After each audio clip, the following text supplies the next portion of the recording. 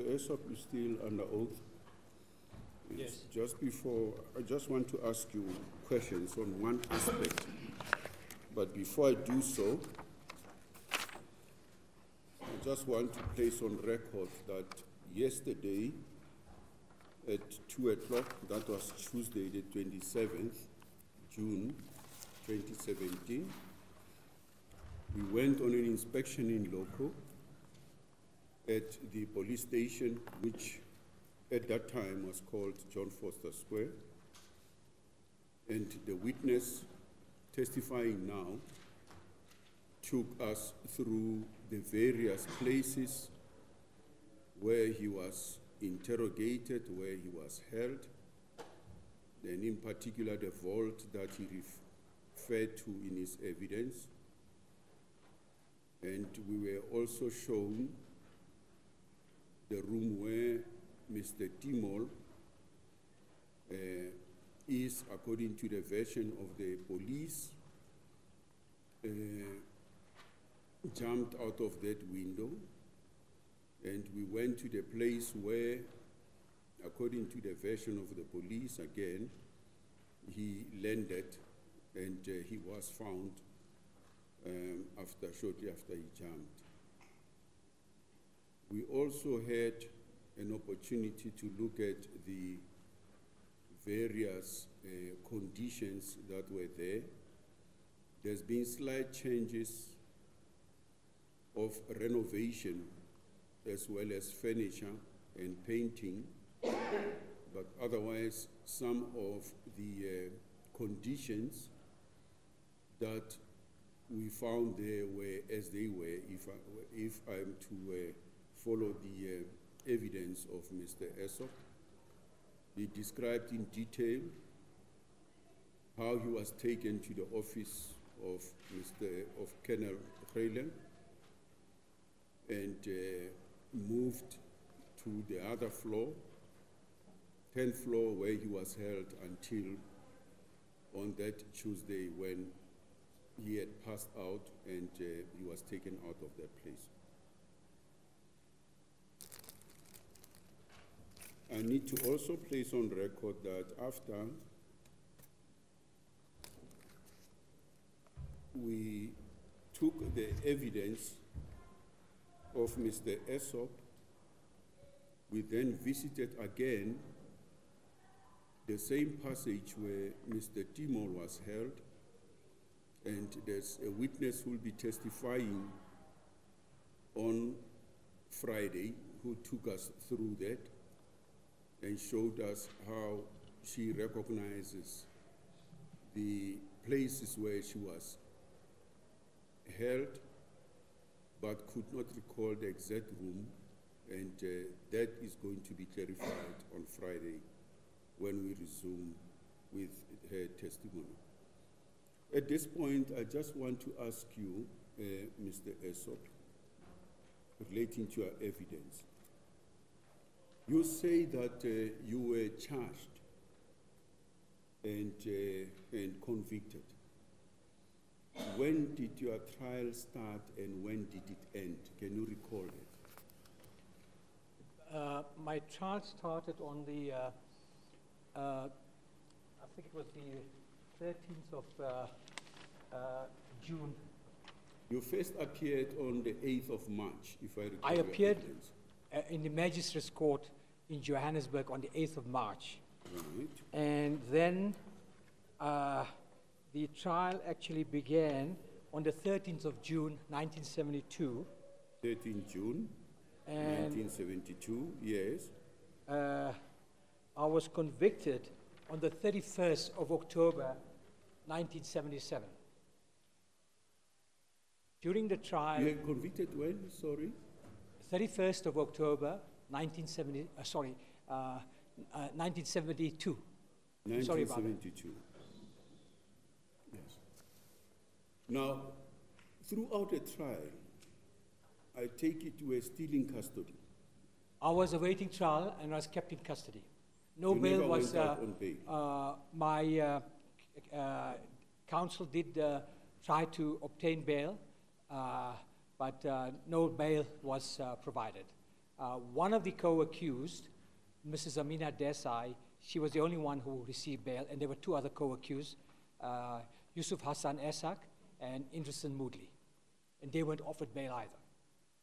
And at that time, you could, I take it, receive visitors from your legal representatives as well as family while awaiting trial. Was that a position? We did receive visitors from the family and from counsel when we were initially, after the 13th of March, 1971, taken to the fort, where we were kept as awaiting trial prisoners, and there we did receive family visits. But when we went to Pretoria, we didn't stay too long at the fort. We were taken to Pretoria, and we received no family visits there, except when we appeared in court at the synagogue in Pretoria, and the families were able to communicate during breaks with me as well as the co-accused. No. But we did have counsel at Pretoria Central Prison. We were able to see our attorneys and our advocates. While you were on trial or awaiting trial, did you hear anything about an inquest into the death of Mr. Timol that was being contemplated? I heard absolutely nothing. I had no newspapers available to me. I was on, initially in the section, in the room I was next to the prison hospital.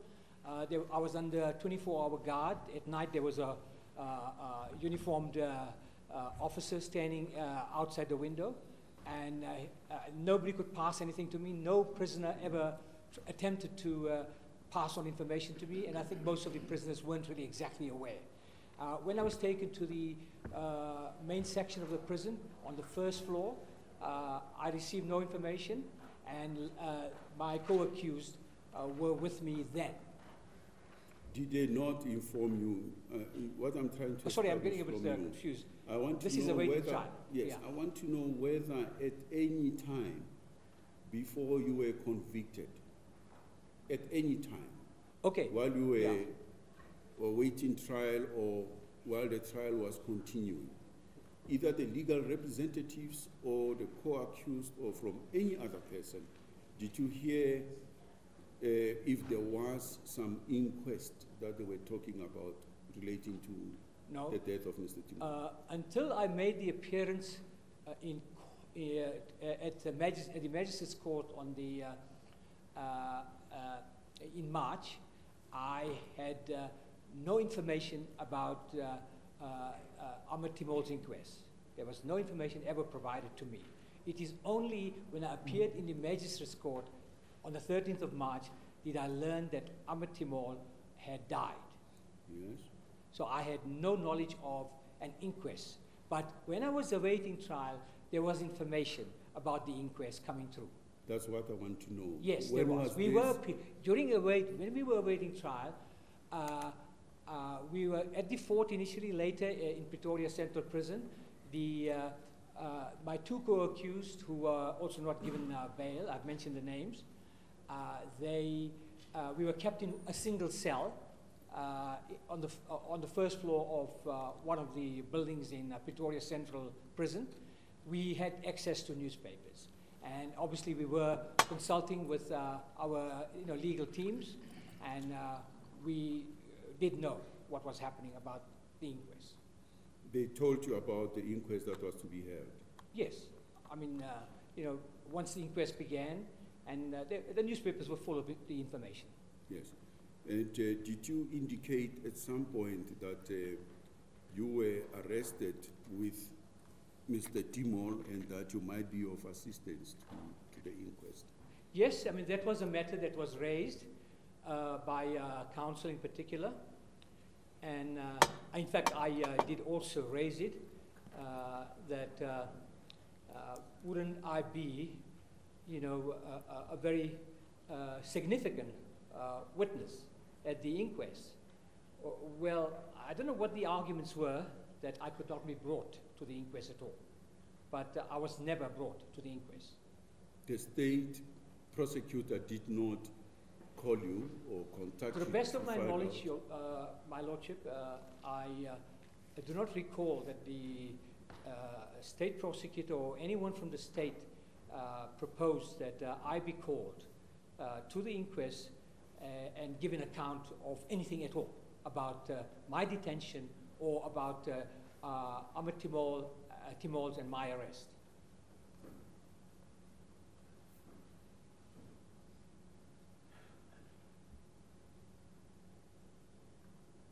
Had you been called, you would have been available to testify. Do you understand? I would have been very happy to testify. I had a willingness to testify. As I've already mentioned, I did inquire about appearing, and so I cannot take it further in the sense that the state made no proposal for me to appear. Thank you. Any questions, Mr. Fanning? Your Lordship, just one question for purposes of clarification, if I may. Yeah. Mr. Esop, can you recall approximately how many interrogators interrogated you from the beginning of your detention to the end? I would say it was a very large number. I cannot give an exact number, but I'm sure the number is more than 15. More than 15? Yeah, as large as that.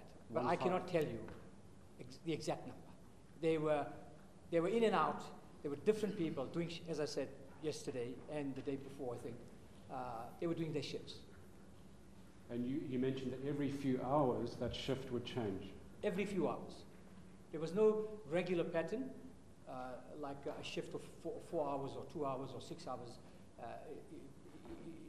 It was rather haphazard.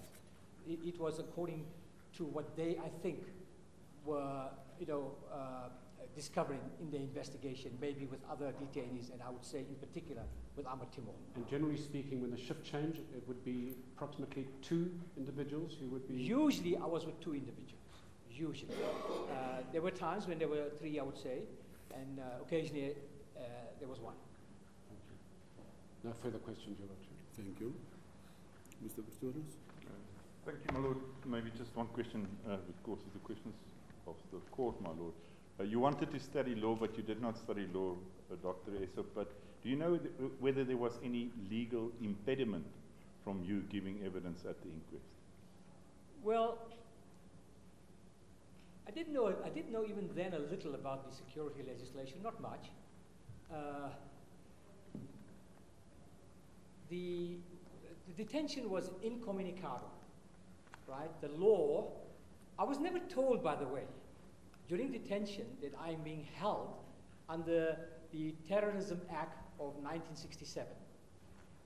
That act allowed the police to detain anyone they suspected of doing political work of an illegal nature indefinitely, and they could also not allow the detainee to have any contact with lawyers or with family or even medical personnel. Even if you were ill, the idea was that the state would be looking after you, and you would not be having any recourse to anyone outside the prison and the state system. Even when you were in hospital, they went to the state president to see if they can't get authority for access to you. Yes, I think I came to know a little about that, and I think it was the Prime Minister, yeah. Prime Minister B.J. Foster. And I suppose his answer was in the negative, and there were even questions I raised to him, which I read in the newspapers at the time whilst I was awaiting trial. Thank you, my Lord. Thank you very much. Mr. Esop, once again. That concludes your evidence, but as I said, as we progress with the hearing, it may well be that in our next sitting we may want to call you again, especially in terms of identifying those particular people who were interrogating you. And you were in the south wing, you said. I understand. Okay, thank you very much. You're excused for now. North wing. I was in the north wing. You're in the north wing. You're excused for now. Thank you. Okay. Thank you very much. Yeah, thank you. Yes, Mr. Mayor. Your Lordship, we'd now like to call Mr. George Bezos, SC, to the stand.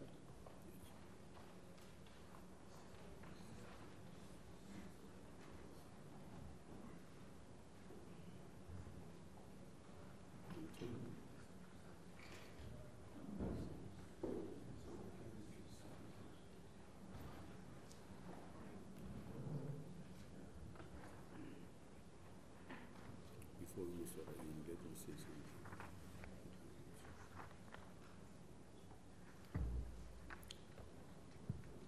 Yes, Mr. Bezos, before you are sworn in, I want to place it on record for everyone here that way back in 1980, I was an article clerk. I worked with Mr. Bezos, and his junior was Advocate Eric Dane. When we defended Dr. Ruberu, I was an article clerk to the then attorney Museneke, who later became the Deputy Chief Justice. We worked for many long hours on that case, State versus Mashilo, Ruberu, and Mashiro.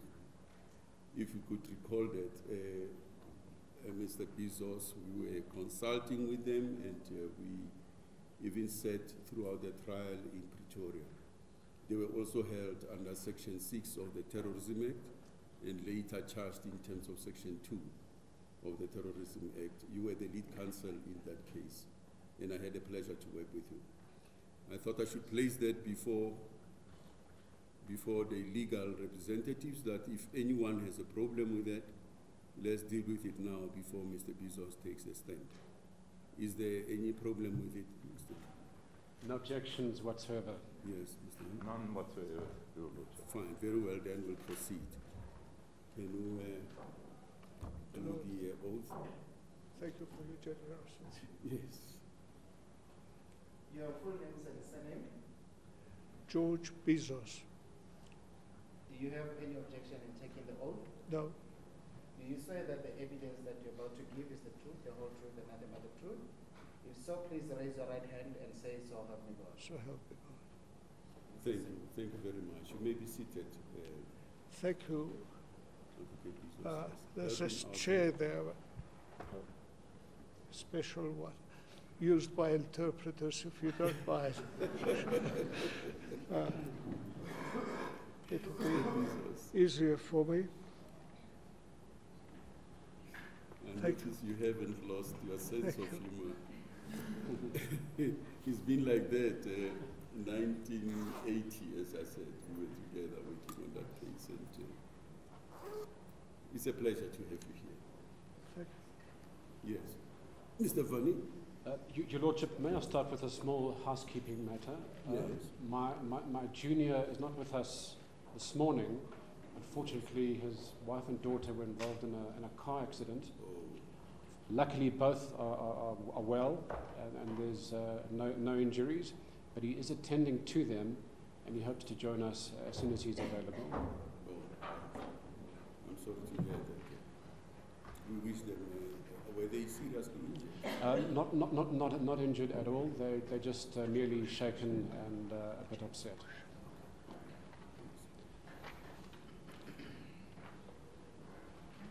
Your Lordship, we're very fortunate to have a witness of the caliber of Mr. Bezos with us today. Mr. Bezos, I've been instructed by the Timol family as well as our witness Salim Esop, to express the enormous gratitude to you for the courage and the fortitude and the persistence that you displayed in representing their interests back in the early 1970s. And indeed, they want to express their gratitude for the role that you have played in representing detainees and the families of detainees over many decades. They're indebted to you, and indeed, if I may say, on a personal note, the country is indebted to you. Thank you. Lord, with your leave, I would like to commence my examination of Mr. Bezos by reading the foreword of his book, No One to Blame. It's less than 2 pages, and the foreword was written by Sir Sidney Kentridge, QC. With the leave of the court, my Lord, I'd like to hand up a copy of the book, and I'm taking care to hand up a new copy because my copy was signed by Mr. Bezos in 2004, and I want to hold on to that copy. So you're giving me the unsigned? The unsigned version. You're free to approach Mr. Bezos. I might just do that. Your Lordship, in discussion with my learned friend Mr. Pretorius, we were thinking that perhaps it might be appropriate that we start a new volume of exhibits that we are handing up. And if you're in agreement. Yes, I'm in agreement. Where are we now? G, is it? 9G, yes. Okay. Yeah, we're on G. As the court pleases.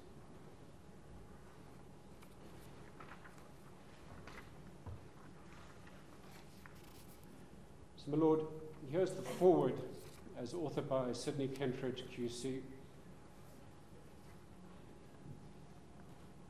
This book is about a continuing search for truth. The truth about deaths of 60 or more people who died in the hands of security police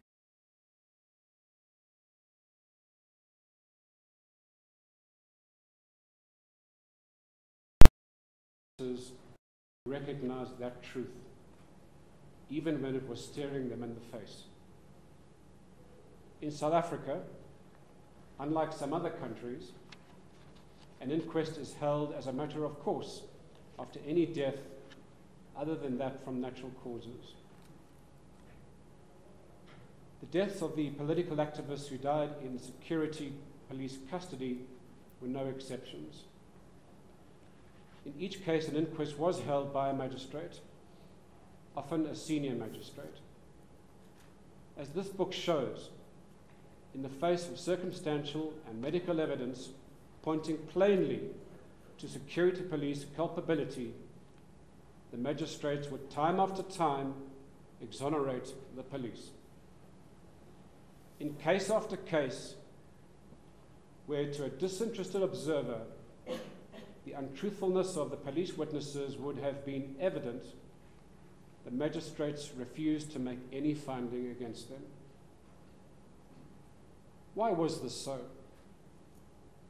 Why did the magistrates so readily accept the unconvincing police excuses? There may be many explanations for this apparent credulity.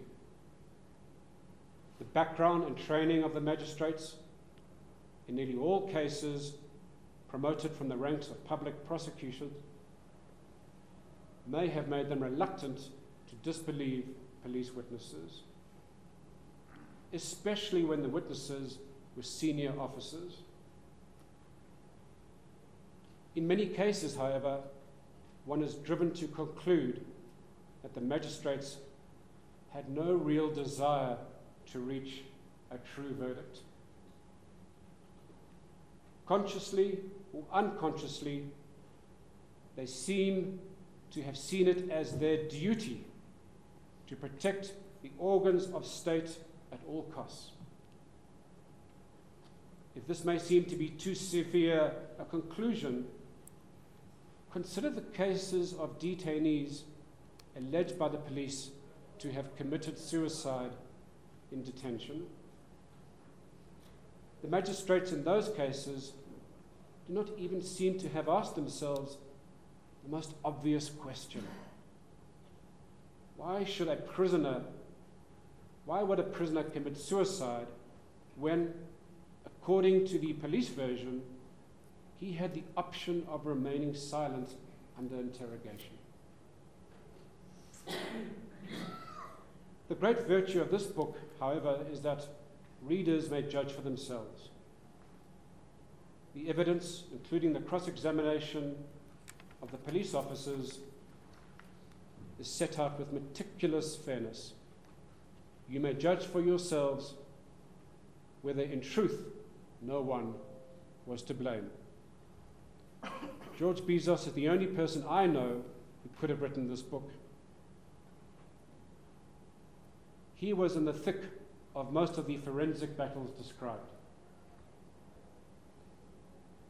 His accounts of the searching out of evidence in the face of obstructive authority, the cross-examination of the police witnesses, and the building up of each case make absorbing and often exciting reading. My only criticism of the author is that he consistently underplays his own remarkable skill, persistence, and courage in the face of an often hostile court and an always hostile establishment.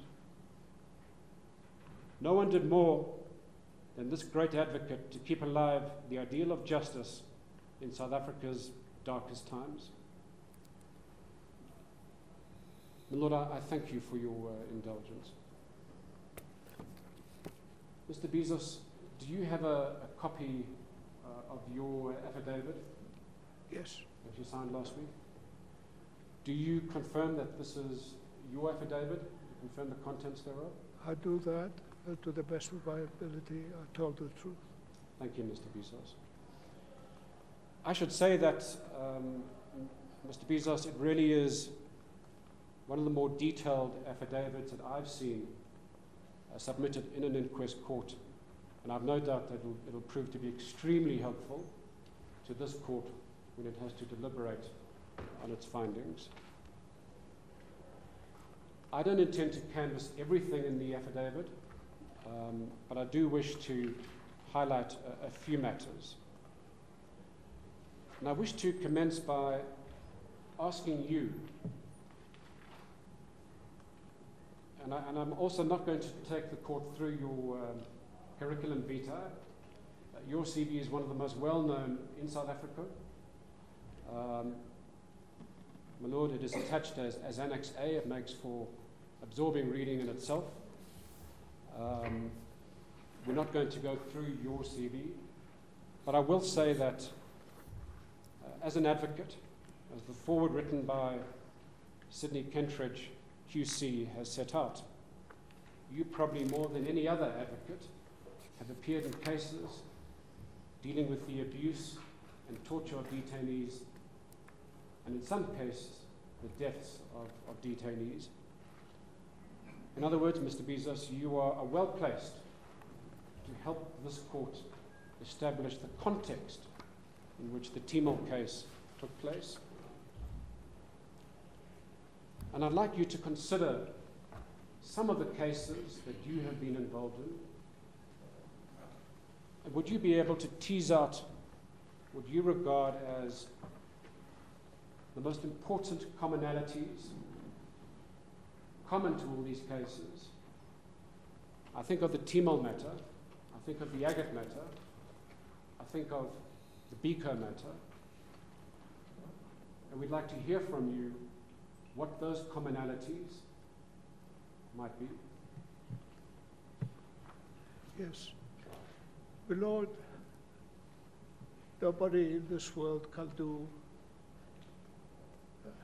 alone the things that have happened in South Africa.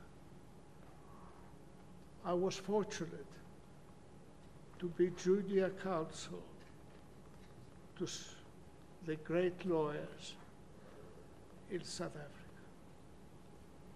I was junior to Izzy Bezos for the Timol matter. I was junior to Sidney Keltridge in the Biko matter. I had graduated to the upper class, so to speak, taken silk for the last case, Dr. Agat.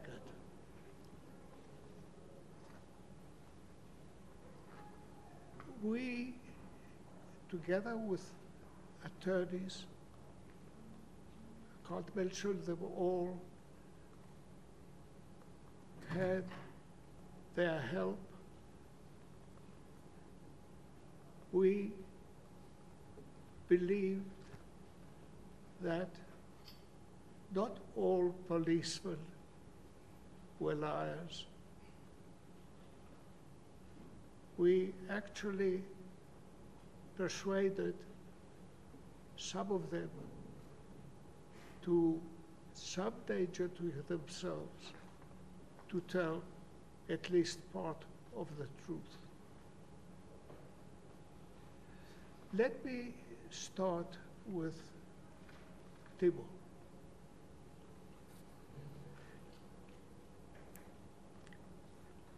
Izzy Bezos was the leader of my group. He heard that the attorneys for the Timol family had come to me. The Kachalians were close friends, and they offered me work. And when I told Izzy Bezos that I was asked to act for the family, the greatest lawyer in South Africa, Izzy Bezos, said, "George, please tell the family that I will lead you," which he did. He was the most respected leader who had done numerous cases, including the treason trial, which lasted almost 5 years, and the accused were acquitted. And he didn't concern himself with the amount of money that may be available for him and his junior and his attorney. He thought that if it needs be, I will do this case without charging a fee because I want justice to be done.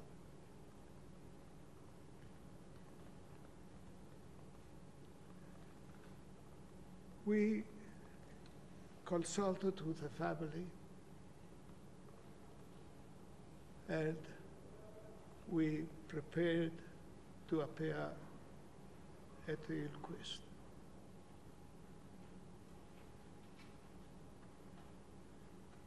A colleague, a Vara Afrikaner,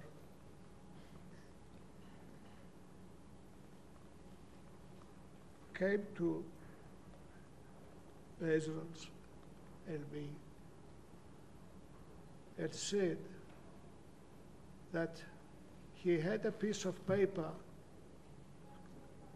written by the Communist Party in which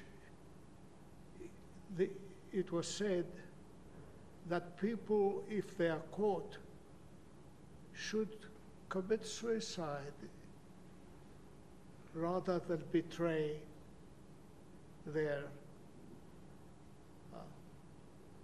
comrades.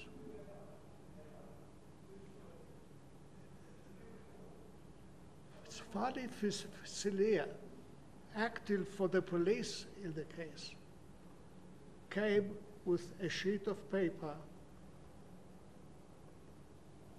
and showed it to Bezos.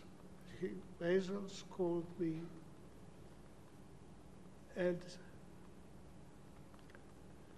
Fadis Leah said, have a look at this document. I am told that a copy has surfaced and it will be held in due course.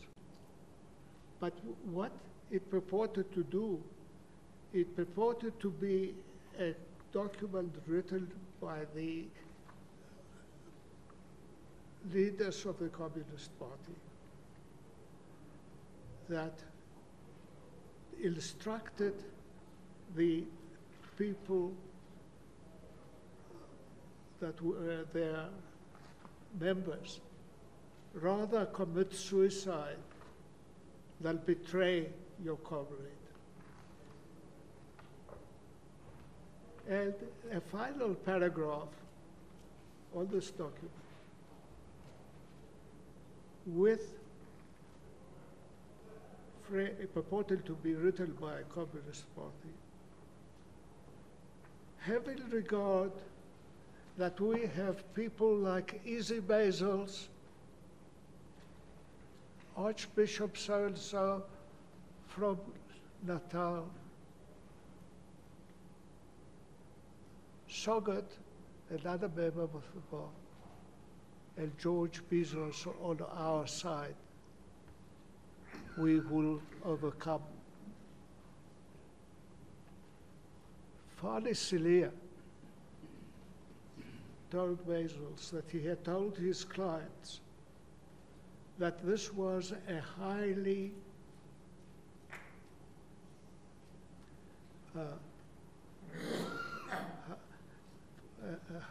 highly defamatory statement, that he was not prepared to use it, and he allowed us to have a look at it. And he said, as far as he's concerned, we were honorable colleagues of his. He wasn't prepared to make this document public. I am told that history sort of makes itself known even a long time after.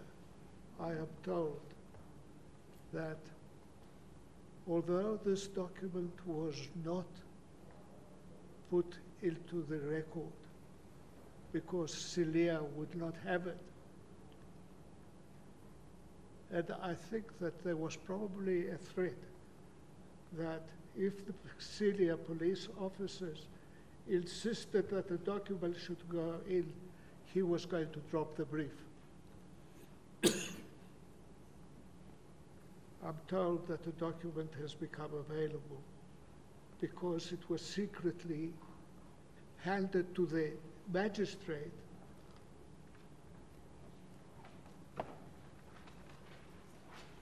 in another case without it being produced, but nevertheless used by the magistrate in the other case as one of the reasons why the deceased in that case committed suicide. There is the document that... Mr. Bezos, perhaps I can ask you to comment on that particular point. Yes. You correctly point out that Magistrate de Villiers relied on this document in order to support his finding that Timol had committed suicide, and yet it was never entered as an exhibit. And that meant that you and your leader were deprived the opportunity of asking questions in relation to this document. Do you have a comment on that? Well, I can only say that unfortunately, the security police were a law unto themselves. And they actually decided which magistrate would take which case. Unfortunately, there were security policemen, there were prosecutors, there were senior prosecutors that did the bidding of the security police, and that there was nothing that we could do about it. I was intending to come to it a bit later, but perhaps we can wrap up our questions on this particular document. I'm actually not going to put the contents to you because you are familiar with them and you have already commented. Plus the type is so incredibly small that I think you would struggle to read it. But the question I do have arises again from the finding of the magistrate, because he stated in his finding that the deceased, Ahmed Timol, had been involved in distributing this document. And as you're aware, the document is titled Nkululeko Freedom, February 1972, number 2. So that's, of course, several months after Ahmed Timol had died. Clearly, he could not have been involved in distributing this document and could obviously not have its sight of its contents. Can you comment on notwithstanding those facts, the finding of the magistrate? Well, we thought that the document would be at least shelved when Fadi said he was not prepared to use it. And we believed that there would be sufficient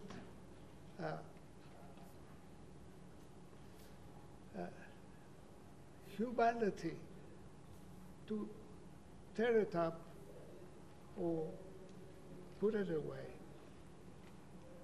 not to be handed over to the magistrate behind our back. And what sort of a magistrate was it that takes into his consideration of giving a judgment a document that was not placed before him? The trouble was, and if I may expand it to other, Mr. Esop, I've listened to him, my Lord, the whole of his evidence. There is a portion of vital evidence that Bezos and I and the Kachalias and others knew that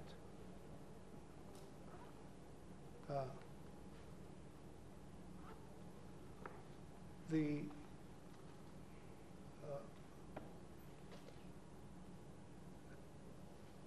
young man was comatose 3 or 4 days after the death of Timol, on the floor of the 10th floor passage. He didn't say anything about it, and I spoke to him. Did you know that you were comatose on the 10th floor of the building? No, he didn't know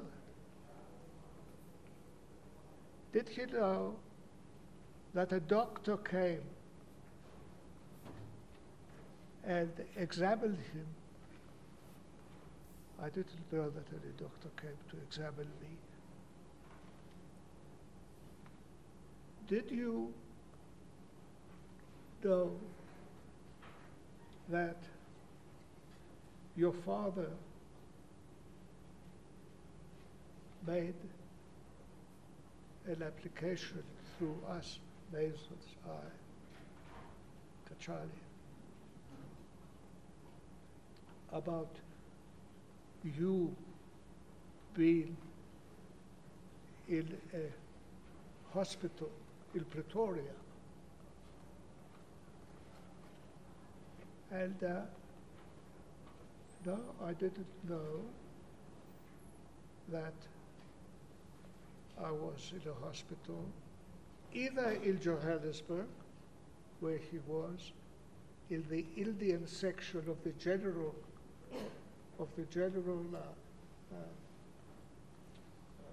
hospital,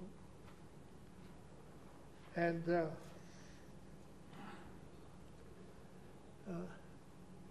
did you know that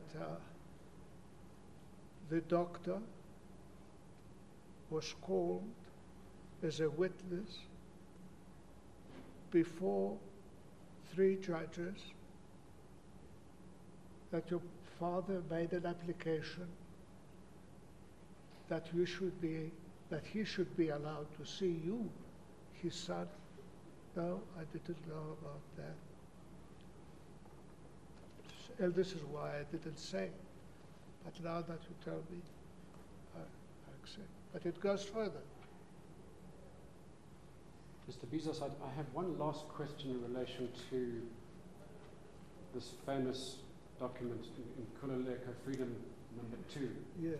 Perhaps you before you deal with it, I'd like Mr. Bezos to he says it goes further.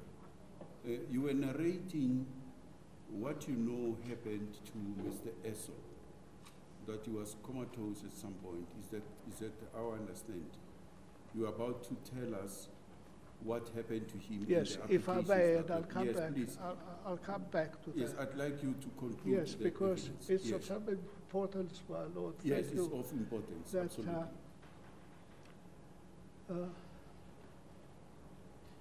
We, Bezos, I, the attorney, brought an application before 3 judges.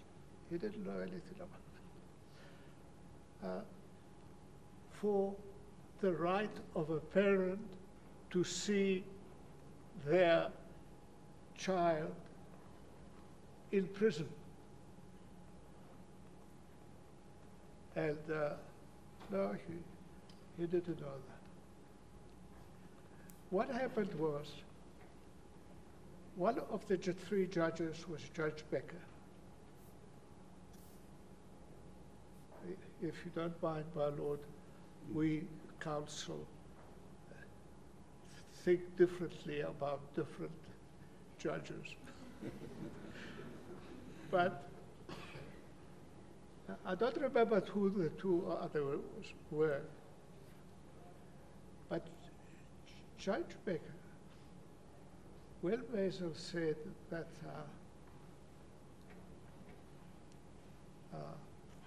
our client's son is somewhere, we don't know where, and the relief that we were seeking was that the father should be told, and the family, where is their son? Is he alive? Is he hurt? Is he this? Is he that? Is he the other? And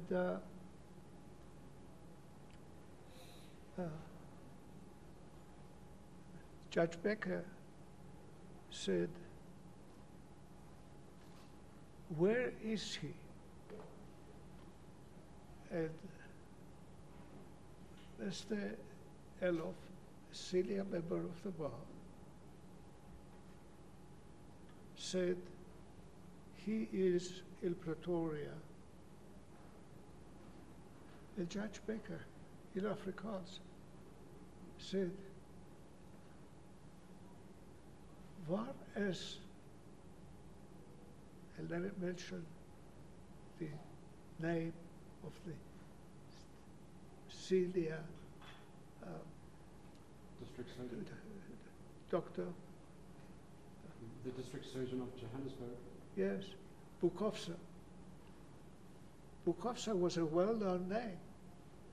And he said, "Wat maak jy Bukovsa helle? Why was he taken away from Johannesburg? Because he's a good doctor, Bukovsa, we all know him." There was no answer. I think that the doctor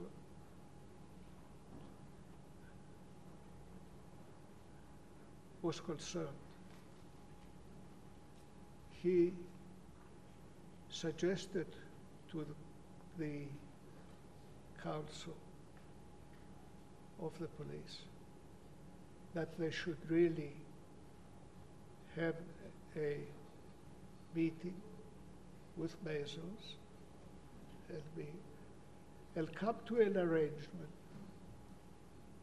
that an opportunity be given to the father to go and see his son.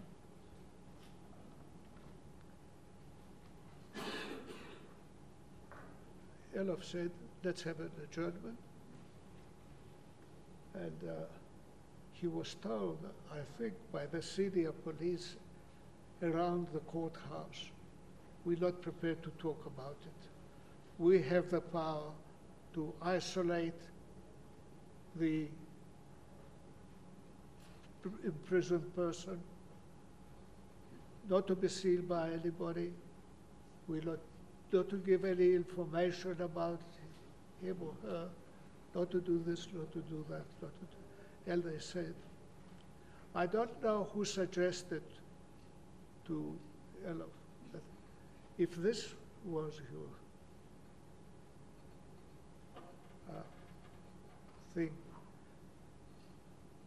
you better go to the Prime Minister, John Foster, not far away from the court and union buildings. We took an adjournment. Elof went away for about 2 hours, came back, and he told us that he had spoken to Prime Minister Foster. And unfortunately, the Prime Minister was of the view that the powers granted to police officers about the secrecy of people that they arrested is not anybody's business other than the police high-ranking officers. And Mr. Foster, the Prime Minister, told Elof that, unfortunately, my hands are tied. I can't interfere with the senior police officers in relation to the matter. I think that what was said by Sidlik Eldridge must have been wonderful news to the security police. Justice didn't mean anything to them. They were the bosses. They were going to arrest. They were going to detain. They were going to beat up. And if I may say, having regard to the fact that over 70 people died in detention of the security police, showed that they thought the field is ours. We will do what we want to do, and we don't have to report to anybody. And this is why I think 70 people, 69 of them non-white, one white. Doctor.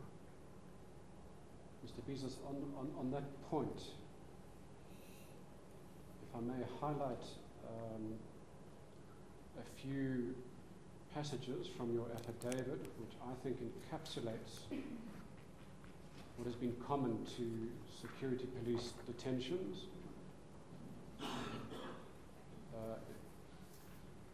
Your Lordship, I do see it's 11:05. Are you going to take the adjournment at 11:15? Yes, we will take an adjournment again. Thanks. Or you'd rather we take it now?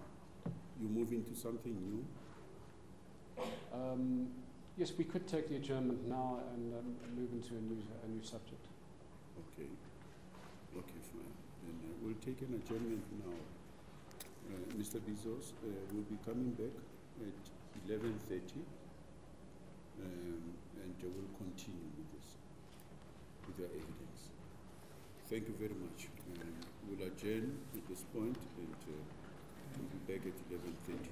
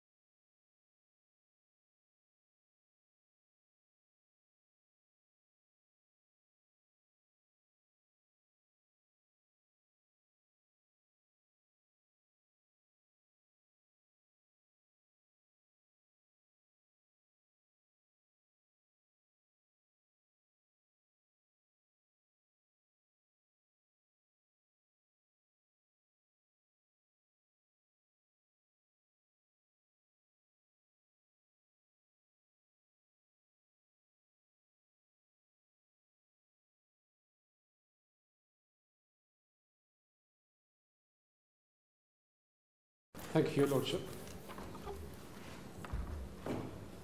Mr. Bezos, I now wish to turn to the treatment of detainees, and in particular, the treatment of the young Esop and the late Timol.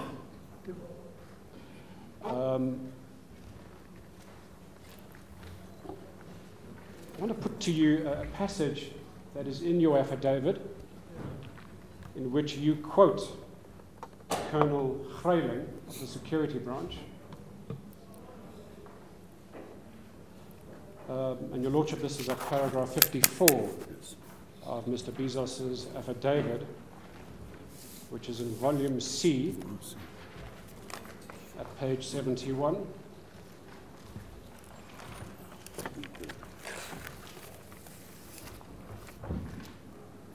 Page 71. Yes. Paragraph 54, which is at the bottom of the page. Yes. I read as follows. When Greyling gave evidence, that's Colonel Greyling, he said that the detainees were not ill-treated, that the allegations of torture were an invention of the communists and the liberal press. And he and his fellow police officers regarded people like Esop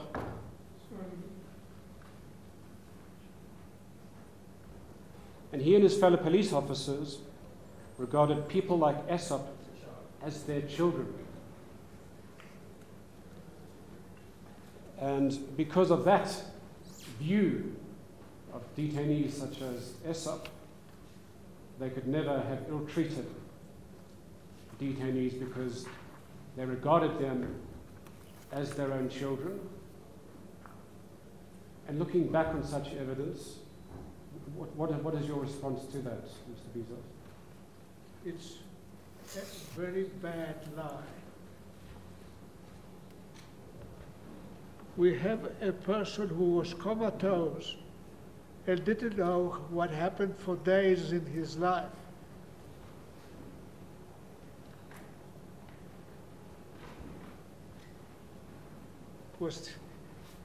Is this what you do with a child? Thank you, Mr. If you take another, I don't know whether it's an affidavit, but once it comes to mind, the one that went to the mother of Timol, and you know, like most mothers, she was concerned about her child before his death. And he asked questions about Timol. And the mother, being a mother, said, "Where is my son? How is my son? Are you treating him well? And please do not hit him. I'm his mother. I never hit him." And what is his answer to the mother? "It's your fault that your son is in jail because you didn't hit him. If you had hit him, he wouldn't be what he is." And by implication, we hit him for what he is. And they joked about it. The chapter on Timol in my book is in fact, Mr. Bezos, you do quote that exchange in your affidavit. My Lord, that's at paragraph 90 of his affidavit. And just to assist you, the quote of the security branch member in question is, in response to what Mrs. Timol said, he replied, "You did not beat him, that is why we are now beating him. Mr. Bezos, I want to make brief reference to the judgment handed down by Mr. Justice Taran, the same civil case you were referring to earlier, Yes, in which Mr. Justice Becker was also involved. yes. The return day of the final judgment in the restraining order matter. With the leave of your lordship, I'd like to hand up a copy of the judgment. My colleagues have been provided with copies as well. Is it in the bundle? It's not in the bundle as yet, so my recollection is going to be G2, I believe, and one for Mr. Bezos as well. My lord, I must tell you that this is the copy of the original judgment, and so the type is unfortunately really small. My learned friend, Mr. Pretorius, says he has another copy of that judgment in which the type is much bigger, and he has undertaken to circulate copies of the bigger text. Oh, yes, I've got a...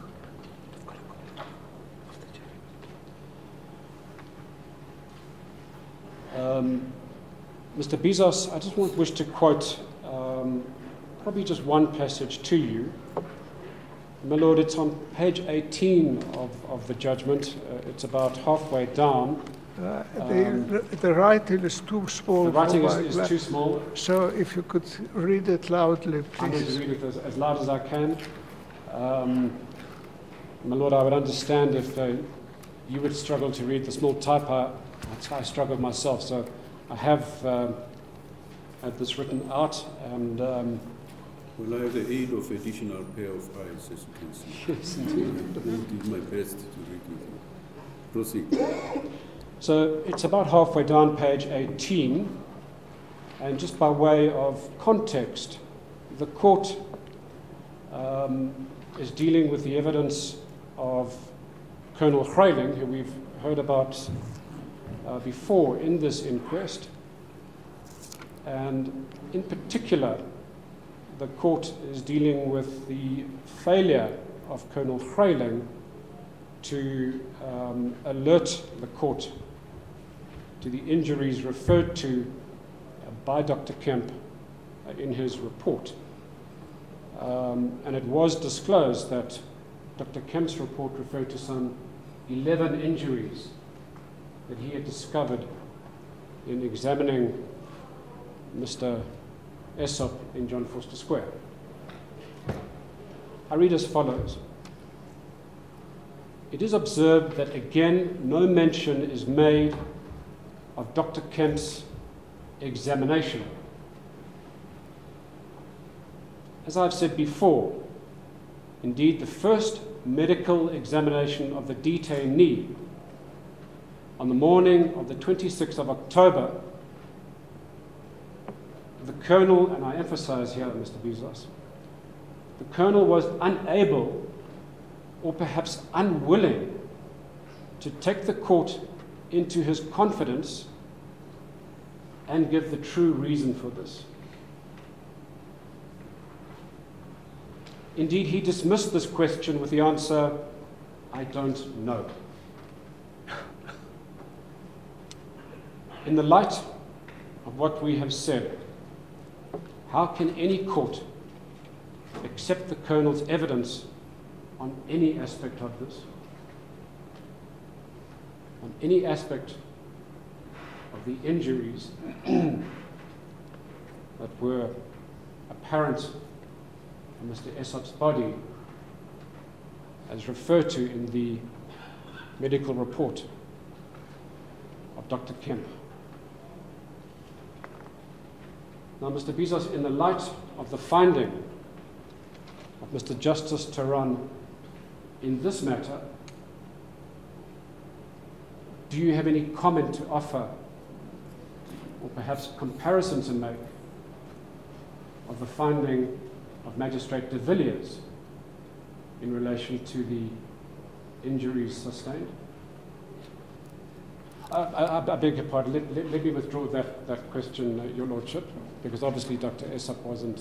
Essop wasn't before the magistrate. But do you have a comment to make on Justice Taran's finding in relation to the evidence of Colonel Grele? His failure to acknowledge the injuries that Dr. Kemp had discovered. You know, unfortunately, that there were people in the administration of justice who did not do what was expected of them. And I don't know what happened. I didn't see it. I didn't ask, why is this young man lying comatose on the passage of the office that I occupy?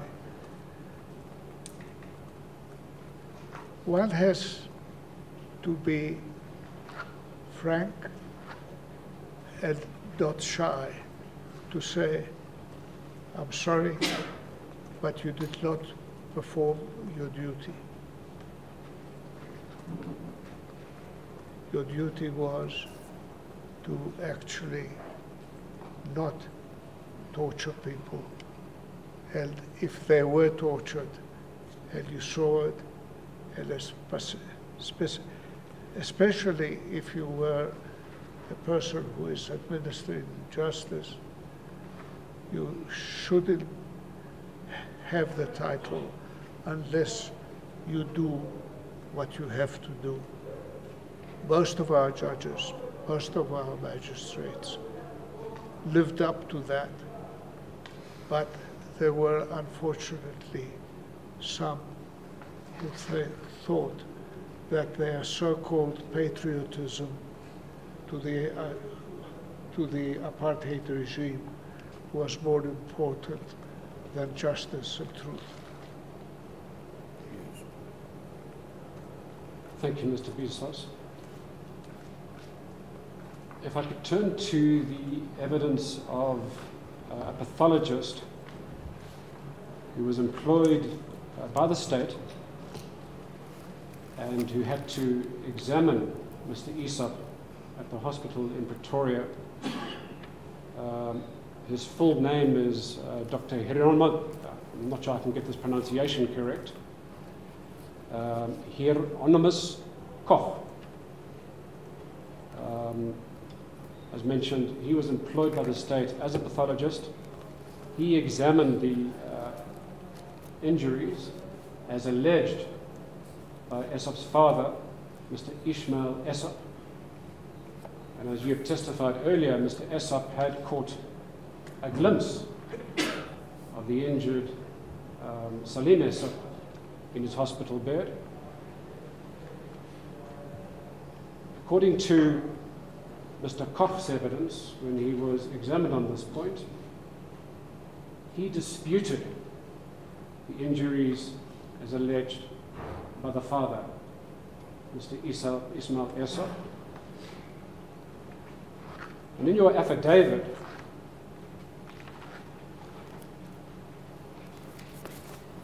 you assert that Dr. Koch had lied under oath when he stated that he had not seen any injuries. And in that court, when he was asked to explain himself, he said, well, I was not referring to these specific injuries that the father had alleged.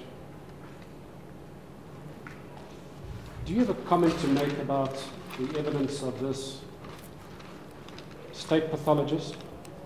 And in your view, did that particular pathologist, did his evidence betray the values of his profession?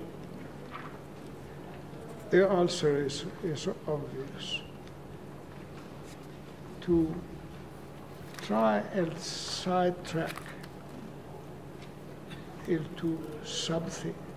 Instead of admitting, yes, there were injuries, he finds something to say which is an insult to any person that can read and write, or even people who can't read and write. You can't bluff them by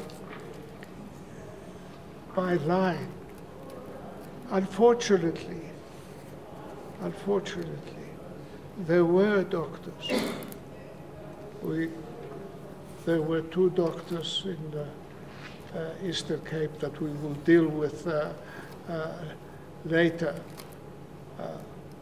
who didn't see any injuries on Biko, and had no explanation as to how they had not done anything to deal with the injuries that he had that led to his death. But we'll do it later. They actually lied. The Eastern Cape doctors. Yes. They lied.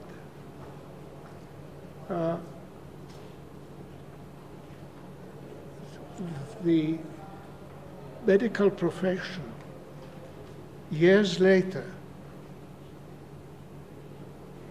couldn't accept that the 2 doctors that saw Biko did their duty as doctors.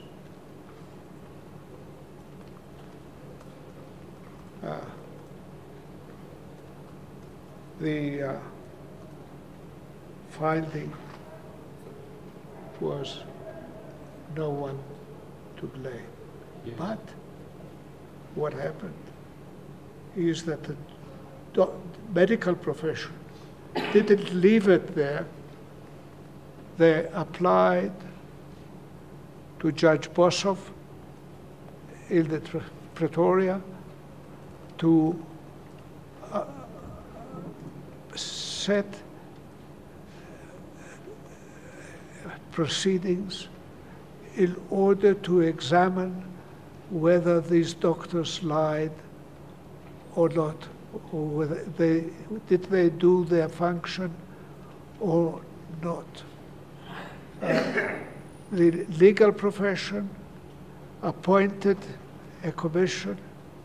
They were both found guilty of not looking after their patient as they should. They were struck off the roll.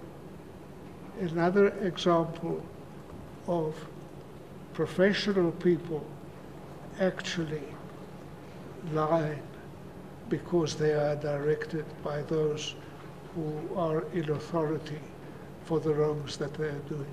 Yes, indeed a distress, Mr. Bezos. While we're on the question of the medical profession and the role of pathologists, if I can return to the Timol matter, and in your affidavit, my lord, at paragraph 82 of Mr. Bezos' affidavit, page 79 of the record in volume C, you make specific reference to the 3 pathologists that had examined Mr. Timol's body. And in your affidavit, you say as follows, and I'm going to read. The scientific evidence showed that the injuries on Timol's body were probably inflicted while he was in custody. So pre-death, but during custody. 3 pathologists testified. The state pathologist, Dr. Skeppers, Dr. Gluckman, Jonathan Gluckman for the family, and Dr. Koch for the police. The main difference of opinion related to the timing of pre-death injuries. which Skeepers and Gluckman dated to the time when Timol was in custody, and Koch dated some days earlier, in other words, before Timol's detention. And as we've already heard from you, this is the same Dr. Koch who had examined Aesop in hospital and testified that there are no injuries as alleged by his father. My question, Mr. Bezos, is that here you have 3 pathologists testifying in the first inquest, Dr. Gluckman for the family, a state pathologist, Dr. Skeepers. And both Dr. Skeepers and Dr. Gluckman testify that the injuries were sustained during a period of custody. And only one, Dr. Koch, who happened to be for the police, testifies that they predated the period of detention. And yet, Mr. Bezos, the magistrate doesn't accept the evidence of the 2 pathologists. He accepts the evidence of Dr. Koch. Do you have a comment to make on that? Well, you know that, let me say something about the 2 doctors that said that they were during the period.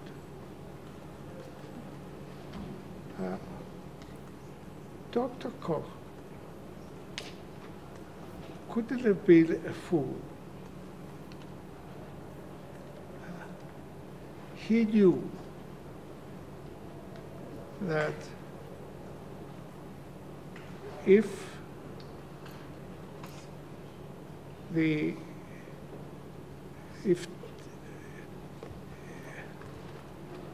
young man was beaten up in the way that was eventually clearly established, and he was arrested at the same time as Timol, why was the younger man beaten to almost death and Timol wasn't touched? What does logic tell us?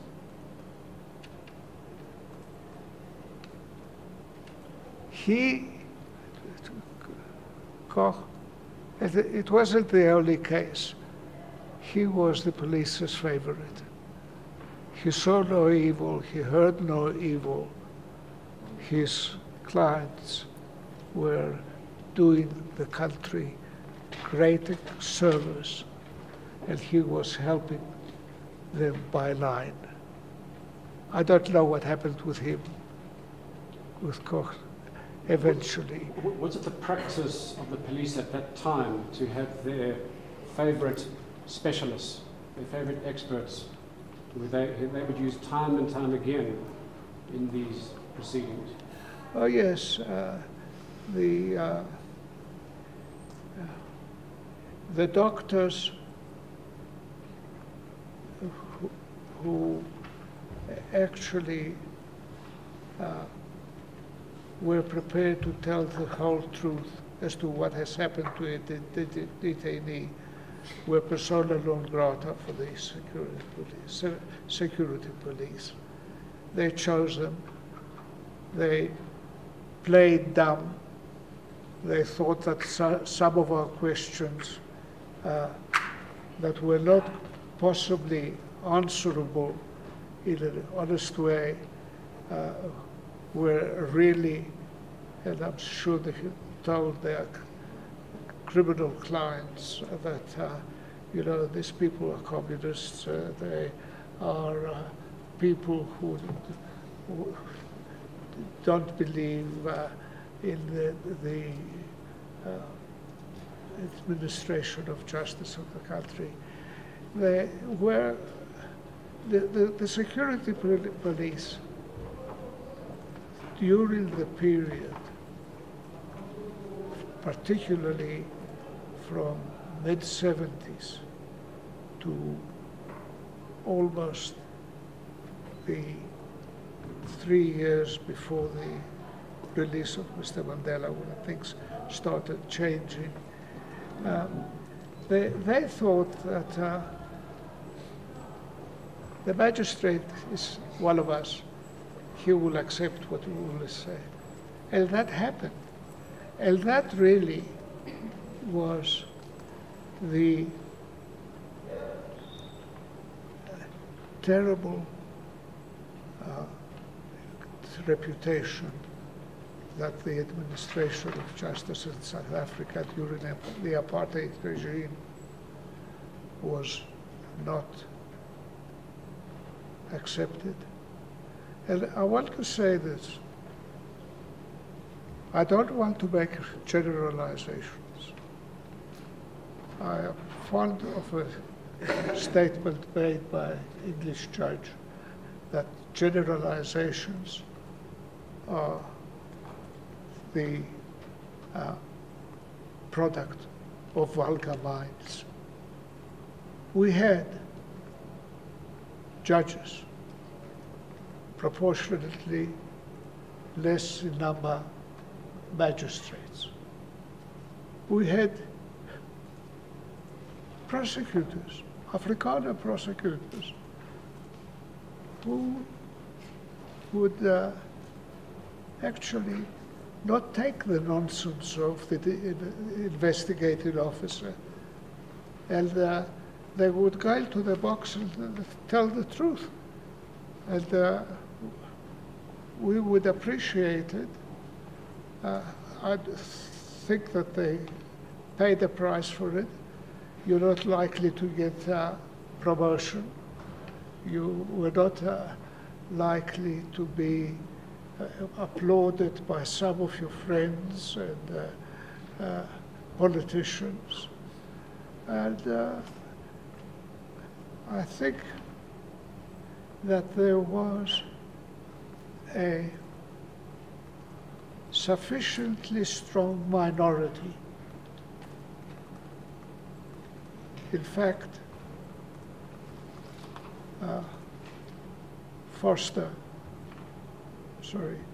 Prime Minister Foster was asked, Mr. Prime Minister, you are accused of appointing judges who come from your stable. Forgive me, but the expression.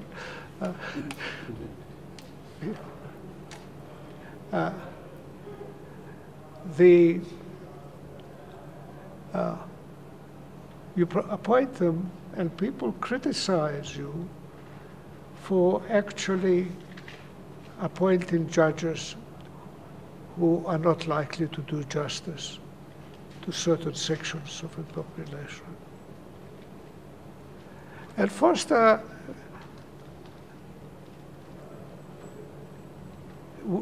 had some sort of sense of humor, and he considered it a matter of.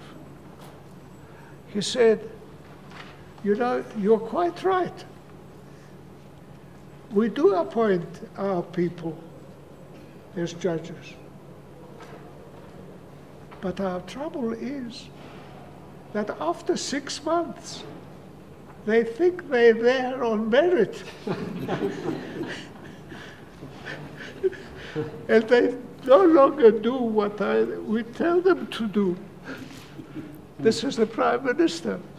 Yes. Well, he'll probably say it was a joke, but my Jewish friends have a wonderful phrase, a bittere gelachte, a bitter joke. Yes, indeed. I think we do need to recognize that there were these very notable exceptions and that these judicial officers, and indeed prosecutors and police officers, in standing up for the rule of law, they took considerable risk, and as you say, suffered as a result through lack of promotion.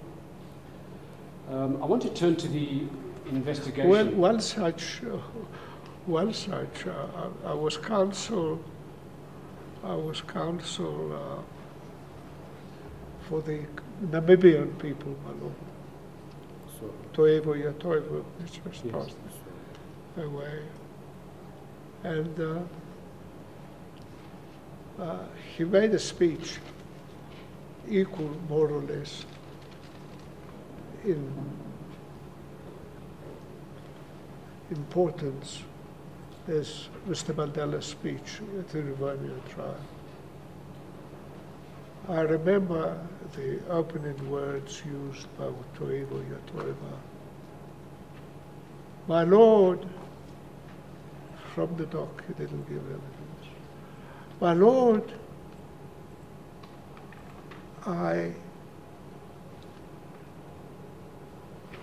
we are charged before a judge who's a stranger to us. We are here and are strangers.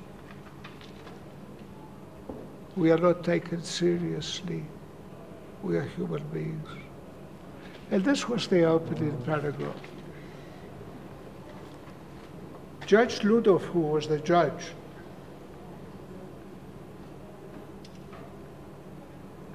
was asked by Van Niekerk, an academic, whether he ever took instructions from the executive.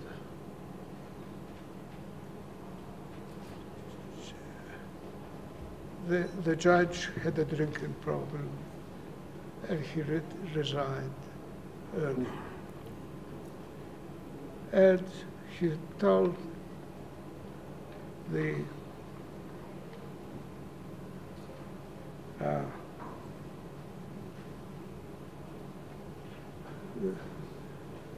academic, yes, I was given instructions.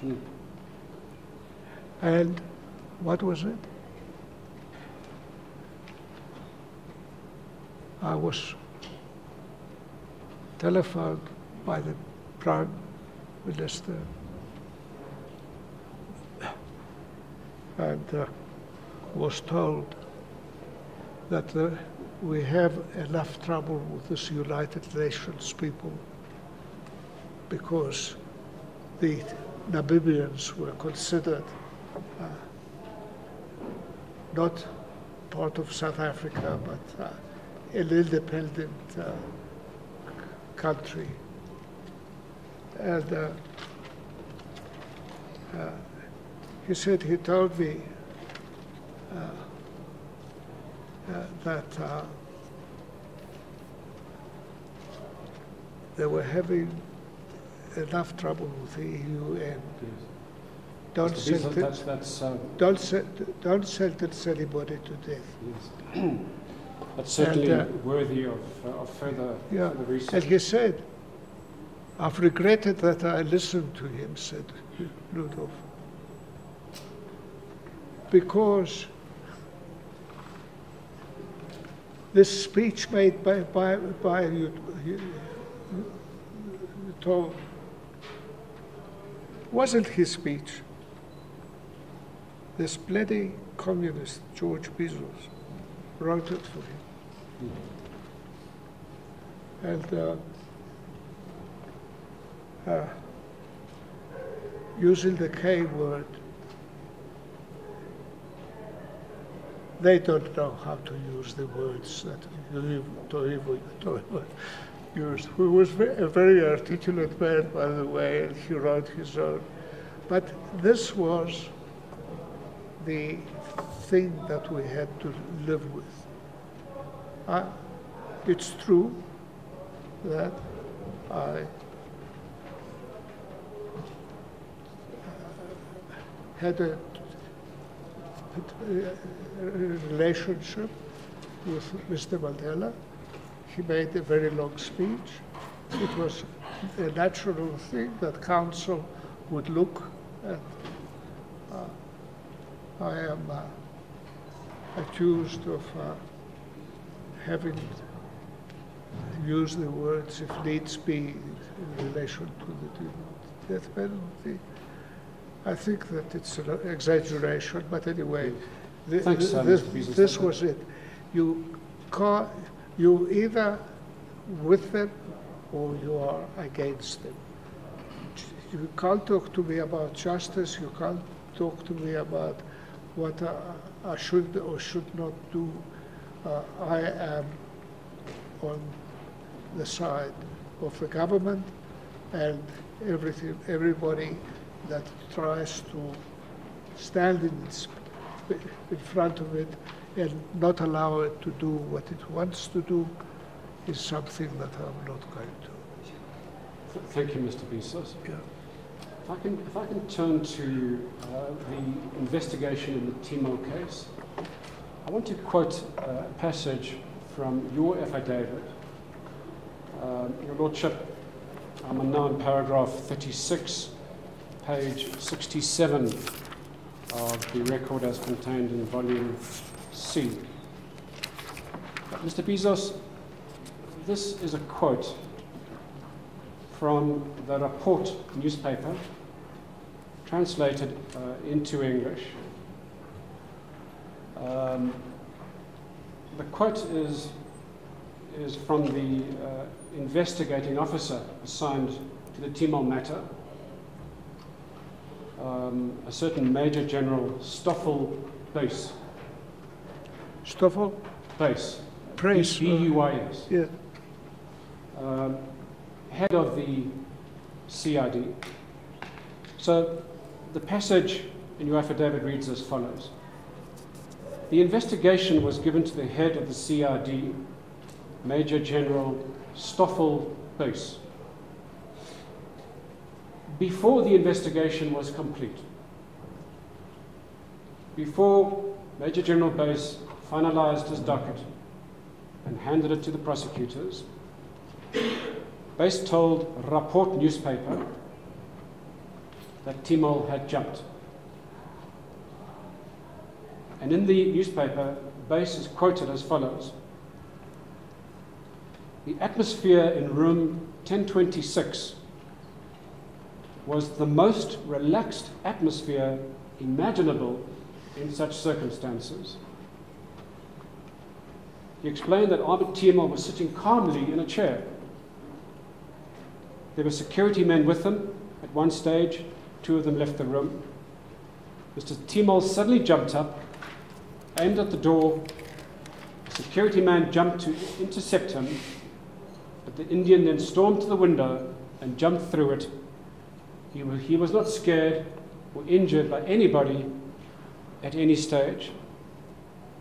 Now, Mr. Bezos, what do you make of this statement by the investigating officer to the press before he concludes his investigation?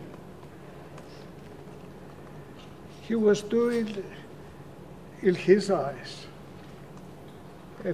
his country a favor that it should not be accused of killing detainees. It's too really obvious that it was a lie, that the press was interested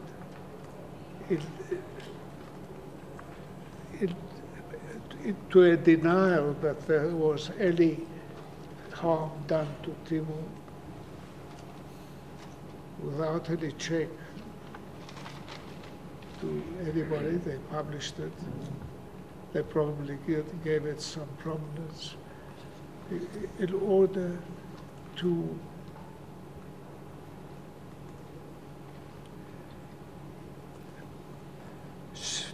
say that the government was. I want to make a comparison. If the Minister of Justice was able to say to a gathering of the Nationalist Party in Pretoria that the death of Biko left him cold, why did you expect anything better from the general?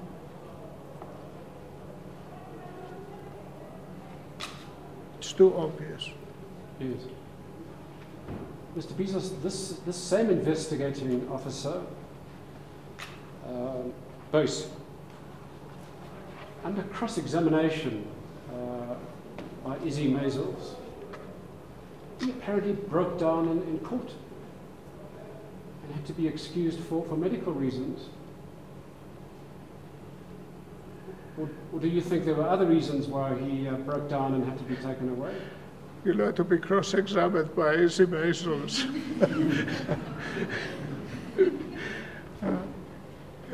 Isn't a bouquet. I think that you probably realized that he was caught out. And it wasn't any remorse. It was really that he was really caught out. Because you know, Bezos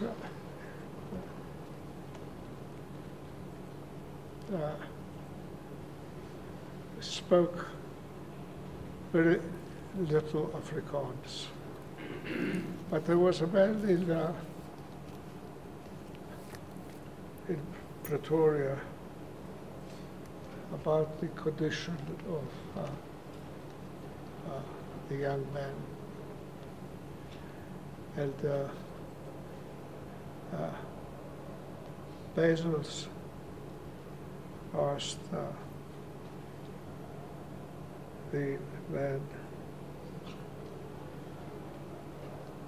why did you not allow the father of the child, of the son, to see his son? Not my business. Did he ask you? One moment. My Lord, I wonder if we can ask for the door to be closed so that we have a greater ability to hear the witness. Yes, I have raised this several times because I noticed that it is being interfering with the whole. If I can ask people who are seated there, please switch off those microphones. Those are done for you. I think, or are they being controlled from a particular point? Unfortunately, I don't think there are mics on this side. Did you know? Okay. Are you able to take what he's saying? It's going to be difficult. It's going to be difficult. I'll tell you, I need the transcript of this.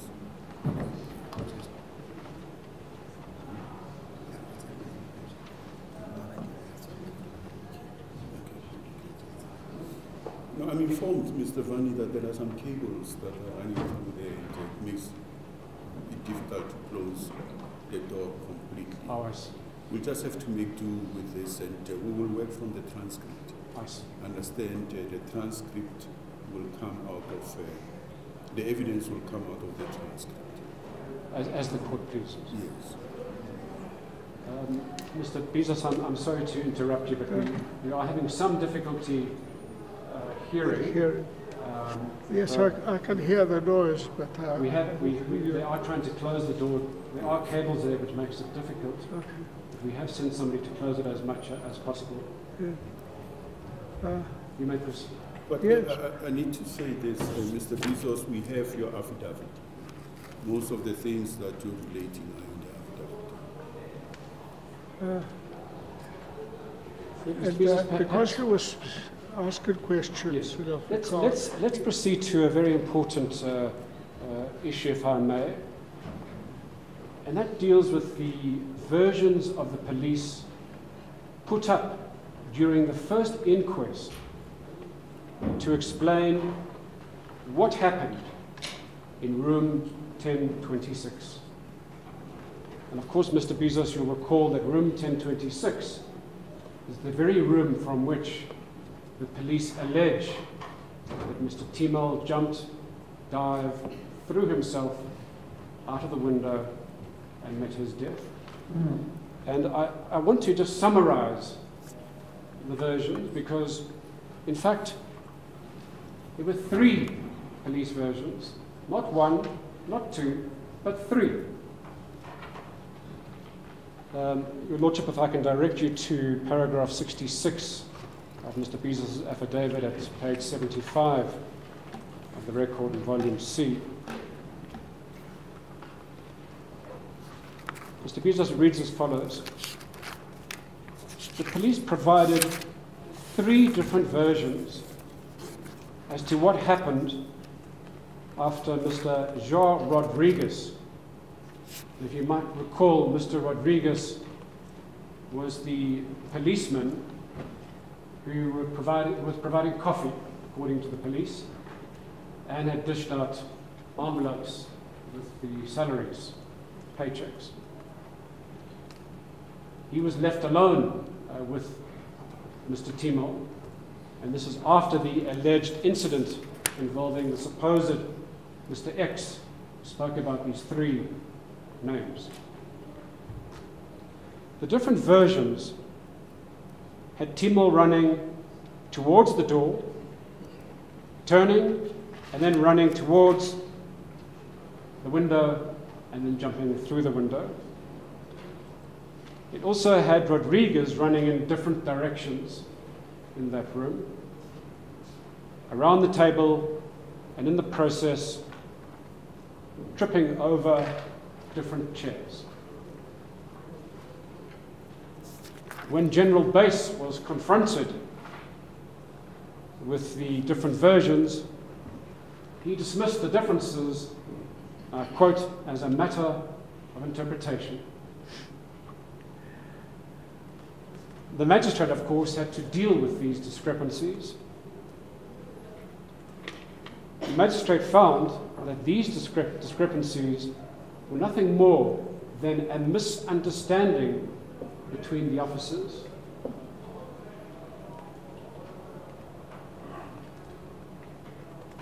What does that conclusion of the magistrate, that 3 different police versions is nothing more than a misunderstanding between the officers,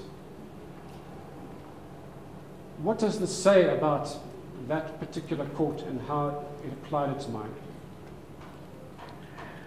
You know,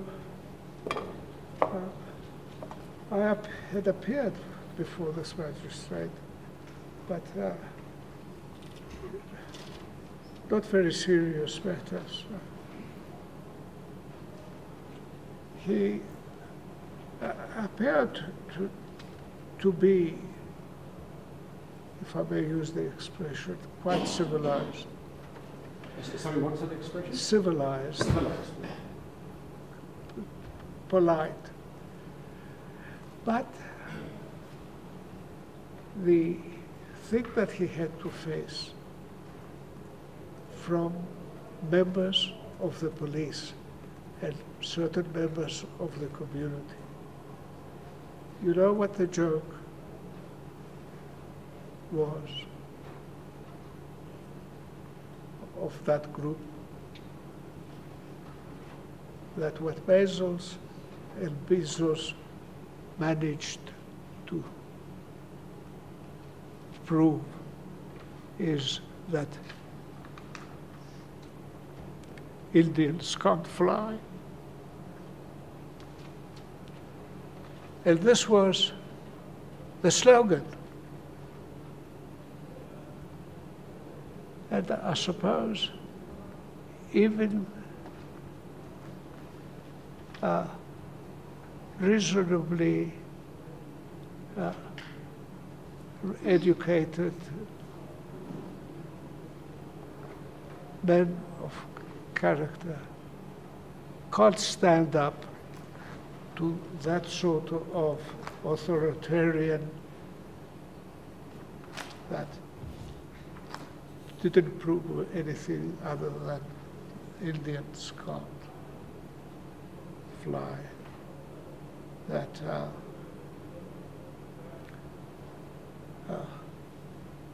the communists really want to take over, and we have to deal with them, not in accordance with provisions of justice, but to destroy them. This is what a substantial portion, particularly the white community, felt. And we were disparaged by unspeakable names. I don't want to repeat them because they are very hurtful, particularly to the people without my white collar. And we just had to live with it and do our best. We did have some success. Too many times for the benefit of these people that they thought that they are ruling, and we can't really interfere with what they believed the country should be doing. Thank you, Mr. Bezos. Mr. Bezos, in your affidavit, you've made some very astute observations about the conditions of detention that many security branch detainees were held in, including both Mr. Ahmed Timol as well as Mr. Salim Essop. And I just want to put one or two of these observations to you. My Lord, this is at paragraph 74 of Mr. Bezos' affidavit, at page 77 of the record. Mr.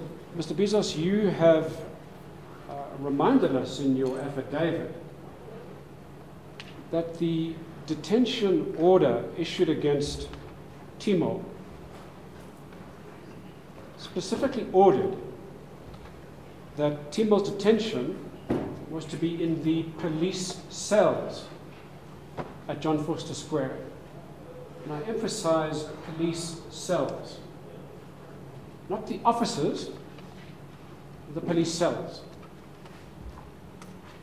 In your affidavit, you suggest, I think with good reason, as to why this detention order was not carried out at all. Certainly not in the case of Mr. Essop, and I think we can safely conclude the same in respect of Mr. Timol, because from the moment, certainly Mr. Essop arrived, and until the moment he left, for some days, he was never placed into a police cell. And in your affidavit you say, well, this allows the police, for starters, to deprive the detainees of sleep. Secondly, you say that administratively, it means that no records are being kept. Normally, in a police cell type situation, an occurrence book is kept, and all occurrences are recorded. meals being brought in, including the condition of the detainee, any complaints that might have been made. Now, in your view, Mr. Bezos, ensuring that they were never once placed in the police cell, how did this assist the police when it came to explaining themselves in relation to the treatment of detainees such as Esop? You know, I have a lot of respect for a sergeant of the police force behind the counter. He respects you. He talks to you. He makes a note of why you're there or what you want to do. The security police claimed authority over everybody, including, according to Prime Minister Foster himself. He felt that he could not interfere with this.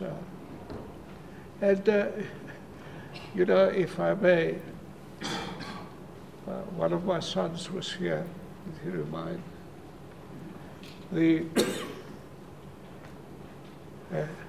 Two of my sons at Wits University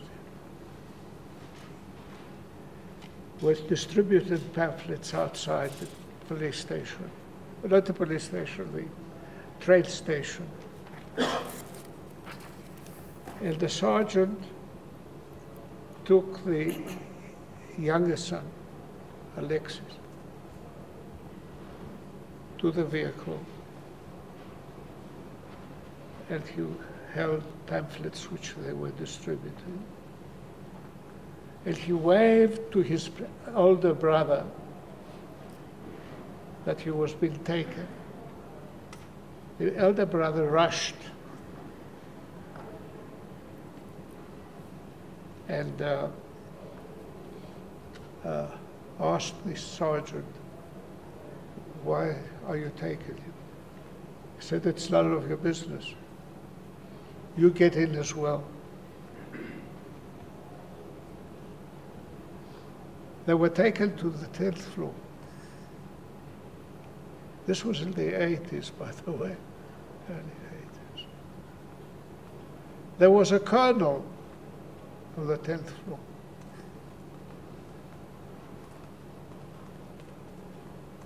And the colonel asked the younger one, "What's your name?" "Alexei Bezos." "Are you related to the lawyer?" "It's my father." "What's your name?" to the older. "Damon Bezos."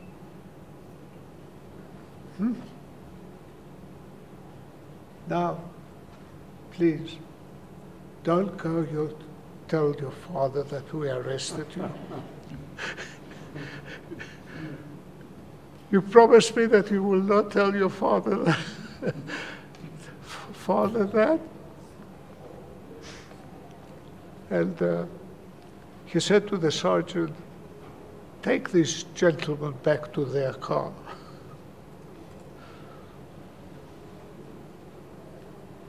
About 3 weeks Just goes later. to show that the Bezos name even then counted for something. About 3 weeks later, I was in a political case. The colonel comes up and says, "Mr. Bezos, thank you that you didn't take any steps against us because of taking your children in." And I said, "Oh, the colonel?" "Yes, I don't remember his name." And I told him, "You know, Colonel, if you treated everybody's children like you treated mine, you wouldn't have much trouble." But, you know, there was this thing that we are the boss. You know, I don't know if what would have happened to the young people? They were distributing pamphlets, and the one that was here, Bill the youngest, is also the least formative. He's not afraid. As he was leaving, he said, "Have a copy of the pamphlet." You know, it depends. You know that they were prepared to take two youngsters, university students, to the 10th floor, and God knows what would have happened if they didn't have the name that they had. And it's worrying to not only me, but to the legal profession as a whole, that dictators and those serving dictatorships are no good for a country. We lived through it. We hope that things will get better. Mr. Bezos, this morning you handed me copies of what looks like a very useful journal article. It's titled "The Inquest into the Death of Stephen Bantu Biko." I'm going to provide copies to my colleagues, and I'm going to hand up a copy of this article to the court as an exhibit. I believe you have your own copy. Yes. And if there's anything that you would like to bring to the attention of this court in relation to... Well, I would like to comment on it. I read it last night.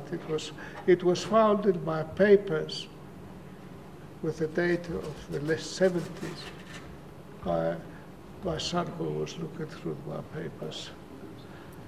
Your Lordship, with your leave, I'd like to hand up this article. The authors are Dean and Lewis Pollack.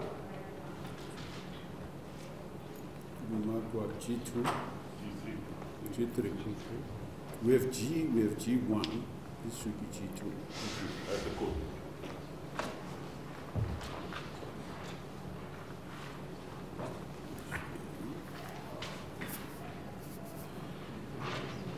Here's another copy as well. Please proceed, Mr. Bezos.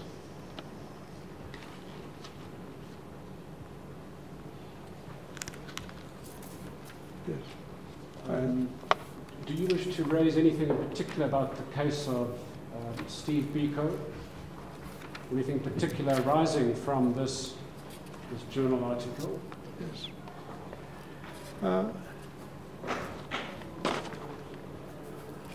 I was not in the case that he gave evidence in Pretoria.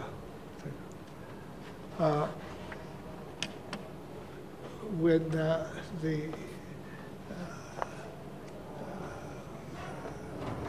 his organization, office bearers, were arrested and charged with terrorism. He was not arrested or charged, and he gave evidence in which I followed, even though I was not in the case. He gave evidence before Judge Bezos. Not a leftist by any means. He actually charmed Judge Bezos as a witness that he gave it what the Black Lawyers Association, not only that black lawyers were the Azapo people, black lawyers. And he actually, I know that the judge actually was impressed by his ability to explain himself, to what he stood for, what he hoped would be done, not very much different to what we achieved in the early 90s in relation to the future of South Africa. And he gave up medical school in order to play a role in politics. He was well known, and I and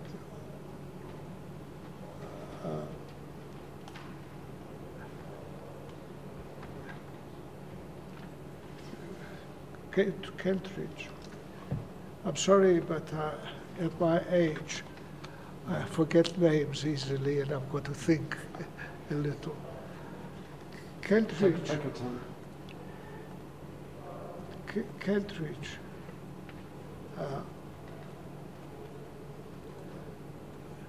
had something to do, even though he had not appeared in the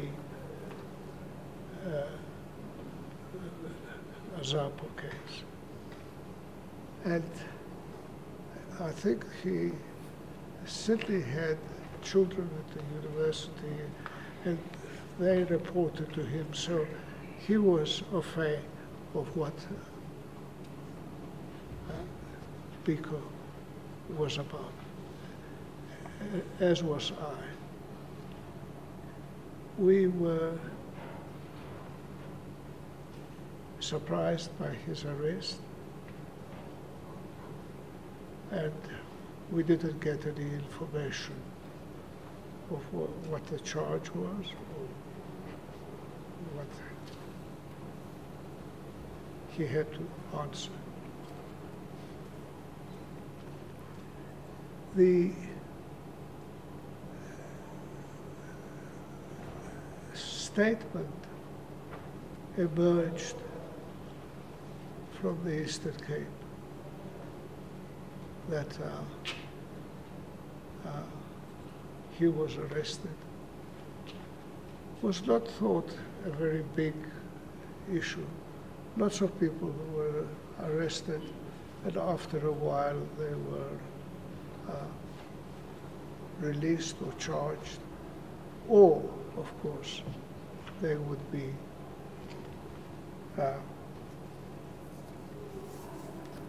kept in custody without family connections, without lawyers being seen, everything that was in the Terrorism Act to really make the senior officers of the police the boss. They were running the show. It was quite a shock for people in the media, people in the political organizations, that Biko and his associate was arrested, and they were going to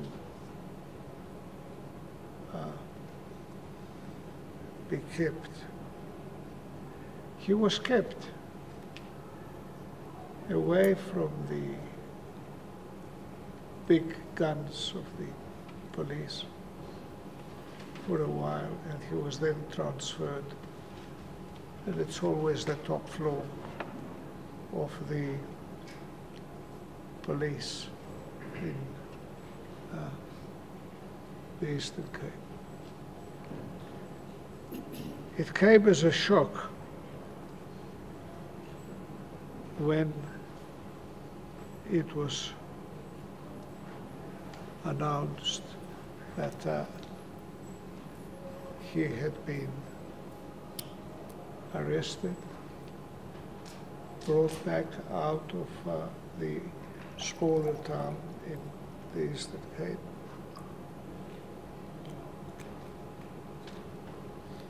Put in a cell, and of course the statement that he actually was ill.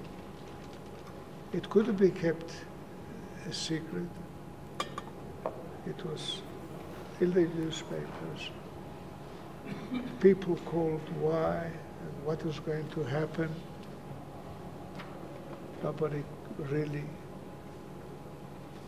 got an answer.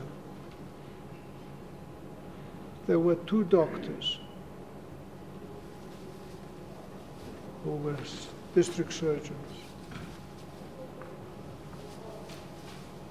They had to admit that he had been not well. It was rumored that he died because he was on a hunger strike. Nobody to really contradict them. And of course, as I've said earlier, the Minister of Justice, when his death was announced, said that Biko's death left him cold. And in order to it was a meeting of the Nationalist Party annual general meeting. One of the people in the audience said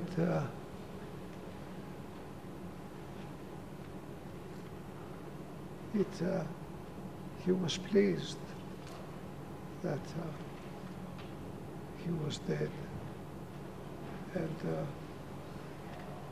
made a joke of it. I don't remember the exact word, but everybody laughed about it, and everybody was happy that he was dead. And again, I was approached.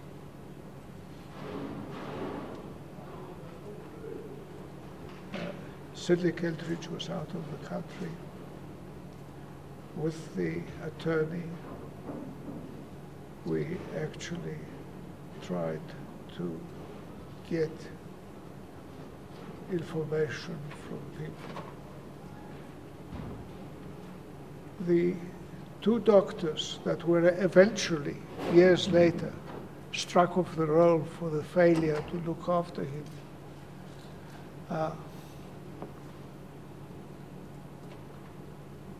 called a specialist. He was a little bit better than the two, but they didn't. He said, you must do this, that, or the other. They didn't do it. And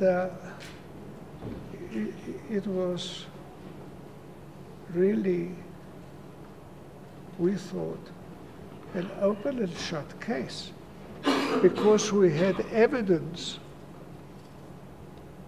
that he had been beaten up, and we had corroborative evidence on the similar fact basis that if this is what they done to Esau, how much different would their treatment have been for Biko? The rest is well known. They didn't look after him properly. The doctors were not in control. He was put into a van, Thank you, Mr. Bezos. taken to Pretoria, naked, handed over to the doctor, who actually examined him, and he said that he was practically on his deathbed, and he couldn't do anything about it, and that night he died. Thank you, Mr. Bezos. And we have this very useful account by the Polacs. I have to keep an eye on the time, Mr. Bezos. We are approaching lunch, and I do have one final question to put to you, which will conclude the evidence in chief. If I may do that before lunch, Your Lordship. I wish to read to you the concluding paragraphs, last two paragraphs of your affidavit, which we have submitted to this court. And I want to seek whether you have anything further to add to these very two poignant concluding paragraphs. Your Lordship, I'm at paragraph 103 on page 83. Page 83. 83 of the record in volume C. Mr. Bezos, you have set out in your affidavit, your concluding paragraphs, the following. In my respectful view, there was no basis for Magistrate de Villiers to exonerate the police involved in the interrogation of Timol. There was sufficient indication that Timol had been brutally tortured during his police detention. The magistrate uncritically accepted the police version, even though it flew in the face of forensically established facts and the probabilities. In doing so, he did what was expected of him by the apartheid regime. The interests of justice and truth demand that this deeply flawed finding be overturned. Now, Mr. Bezos, those are very strong words. Certainly I can tell you that from the perspective of the family believes in those words 100%. Before we close your evidence in chief, do you have any comment to make on your conclusions? Anything you wish to add? Well, the conclusion, I think, is that it isn't only one fact. The magistrate, if he wanted to discharge his duty, should have said,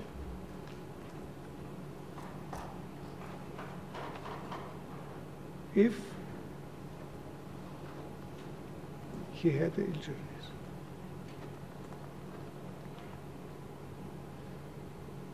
why did he ignore it? And one can only shrug his shoulders and say, well, you know, the big boss said that we must exonerate you. We are going to exonerate you. What effect that had on the people of South Africa, and Lord, you have a copy of the book. I have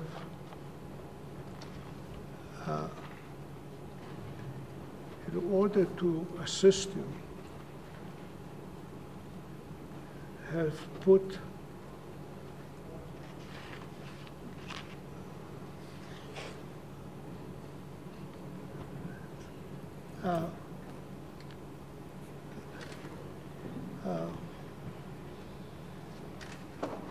and I have written all the tag, what the issue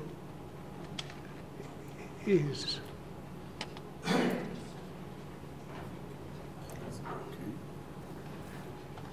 Instead of reading the whole book, may I suggest that somebody gets similar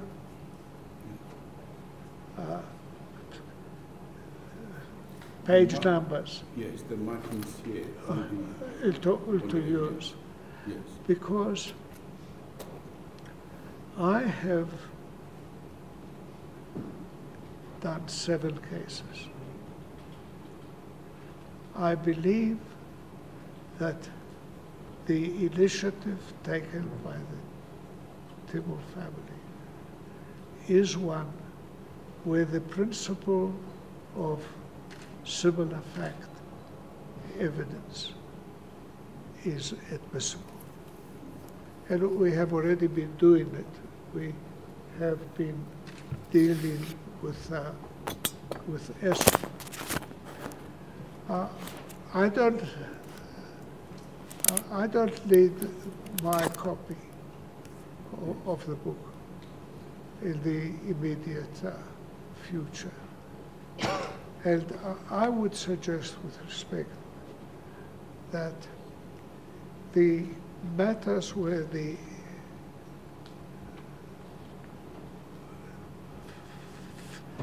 important facts about where justice was defeated is marked in my book. I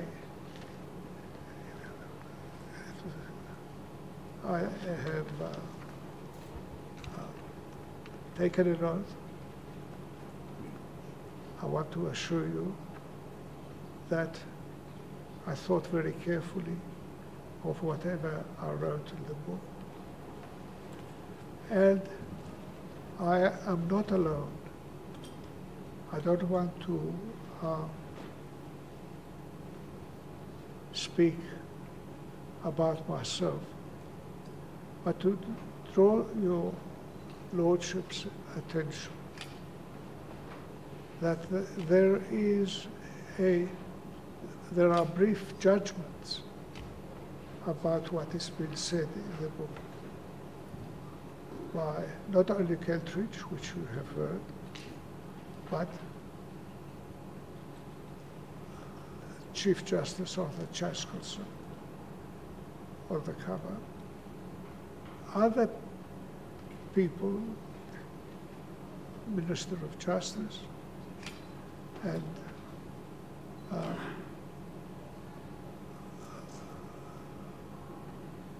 the Director of the Legal Resources Center, and others. I want to assure you, Lordship, that although I'm praised in the book and in the comments, I have spoken the truth, and the judgments that I may have made have been accepted by our courts, and they are reasons given why I believe that justice was defeated in relation to the 69 people that were treated in a similar manner, and that it is a function which your Lordship has which is not going to be easy, to use the rule about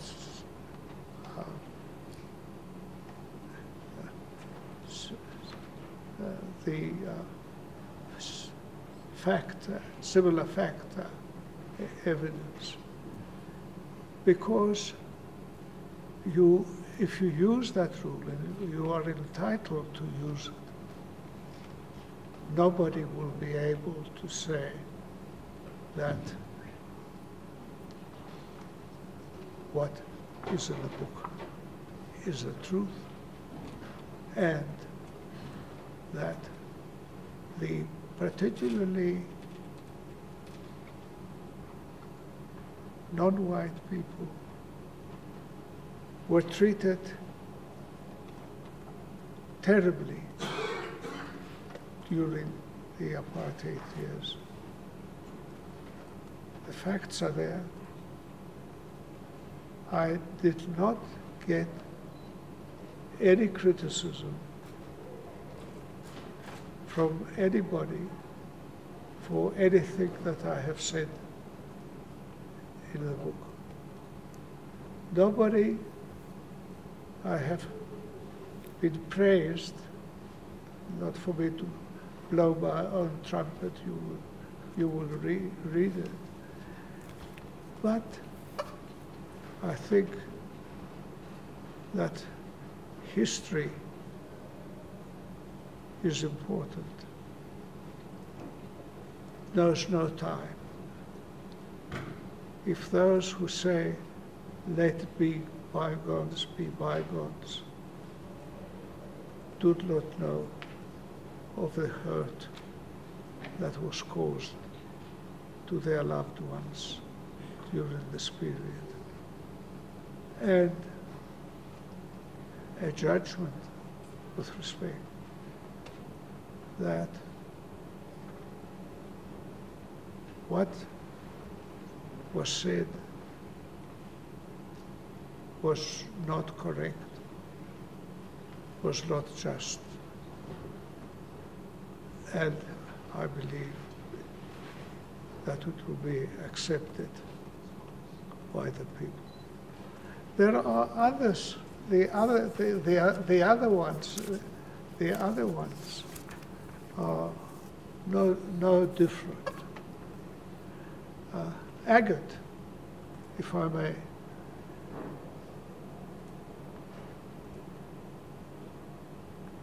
Agate is said to have committed suicide.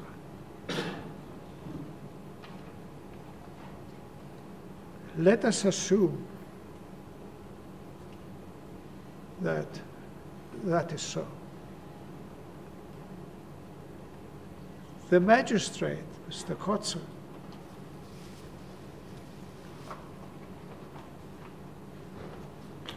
wrote a judgment of 75 pages, exonerating the police completely. He actually was beaten up. He laid a complaint. It's in the book. He may well have committed suicide. But the issue is, why would he commit suicide? He was kept in custody for 70-odd days. He was promised that he would soon be released. He was seen his family, and he told them that. But something happened after New Year.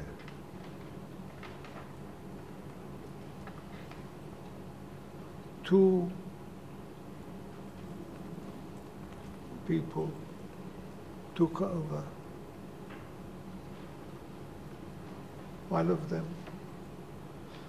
was, according to senior people in the police, a bit paranoid. And the other was a lieutenant who had a very highly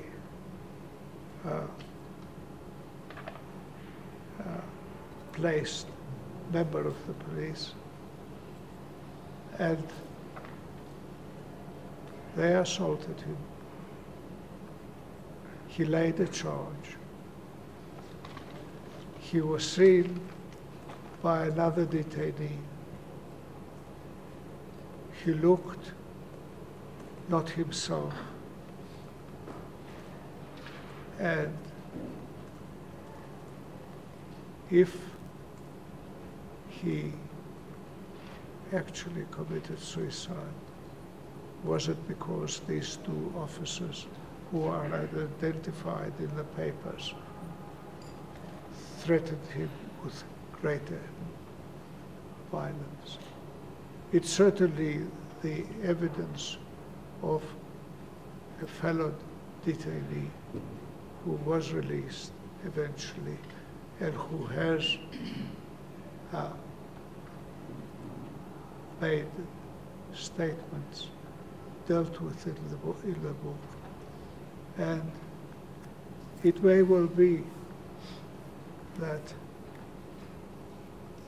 it isn't forgivable for someone in isolation to be driven to a state that the other detainees said that he looked very bad indeed. The 175-page judgment. I will get hold of it. I will get hold of the judgment. You are quite correct that they have some kind of relevance to this proceedings as to how detainees were treated. I will get hold of those judgments, Mr. Bezos. Thank you very much for your statement. Thank you. My Lord, may I conclude our evidence in chief by offering a very short quote. And this is by Arthur Chaskelson, the late President of the Constitutional Court. It actually appears on the back of the book, No One to Blame. And Lord, it reads as follows. No One to Blame explores the implications of torture, deaths in detention, murders by death squads, and the failure to find anyone culpable. Throughout his career, George Bezos has confronted these concerns with courage and dedication. No South African lawyer did more to challenge the abuse of power by the security forces under apartheid. The Lord, and I submit that that's an appropriate manner in which to conclude the evidence in chief of Mr. Bezos. We have no further questions for him. Thank you very much. Mr. Jones, do you have any questions? My Lord, I will be very short. We've got his affidavit, we've got his book, etc., and I can't conclude better than that. Maybe just one. Advocate Bezos, you also appeared in the statelesses called Quinton Jacobson, not so? Yes, he was arrested eventually, and I defended him. He was found not guilty. He was found not guilty by Judge Murray. There was no relation, actually, between the case of Ahmed Timol and the Jacobson case, not so? I think that this idea that Timol was going to do things with Jacobs is nonsense, really. It's true that Jacobson had a brother, a bit of a problem fellow, but the photographer, highly professional, gave satisfactory evidence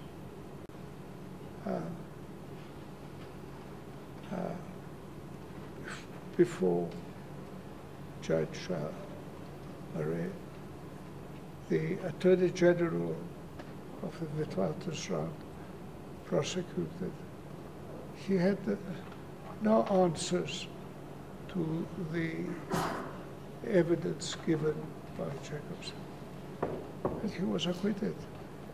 That they had some sort of meeting together with the troublesome brother of the photographer. They may have met, but he was, if the suggestion that Jacobson was going to be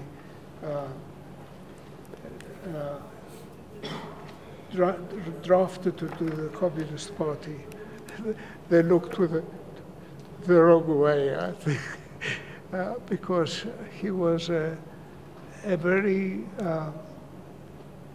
good photographer.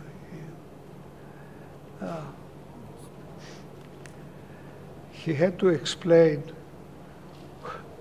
why did he photograph the police headquarters from the road. And he was asked for an explanation. Why did you found the police headquarters?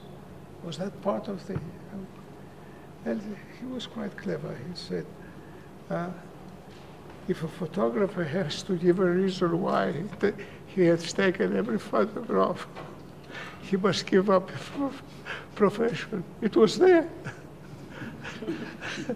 So if it's there, and as the Deputy Attorney General prosecuted him. On that note, my Lord, I would like to conclude my questioning. I would just like to hand in later the judgment in that specific case.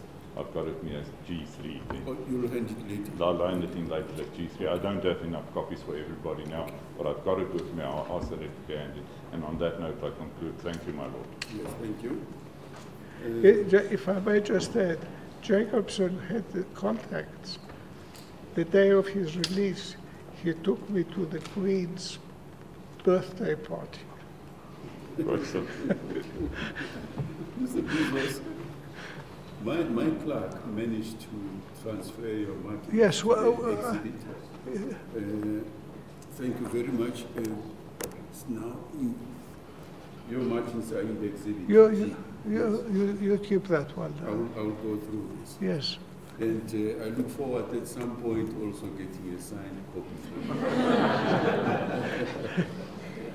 Thank you very much, Thank you. Mr. Bezos. Thank you. Yours was a very long career. And I can say, as I said when I opened, that there is a chapter in that career where I was part of it, working with you.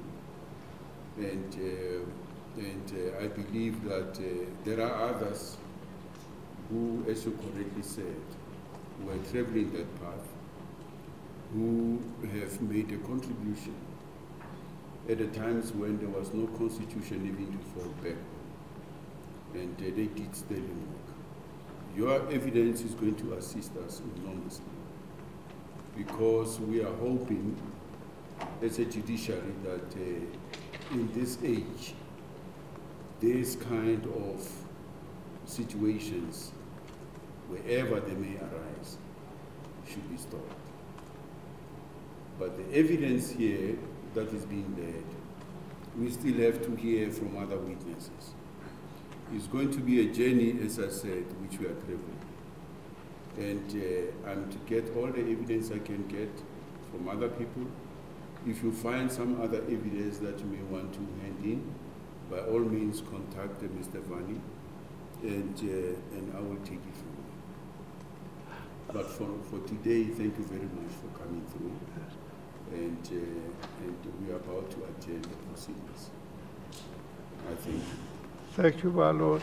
I will be available at the Legal Resources Center and will be able to assist. And may I say, my lord, that I didn't work on this alone. There are about 5 young women in the audience, employees of the Legal Resources Center, that have really assisted. I think of something. I'm computer illiterate, but they know where to find things. And I want to thank them for their contribution. Yes, the court joins me in that, and we are indebted to you. Perhaps they should stand up.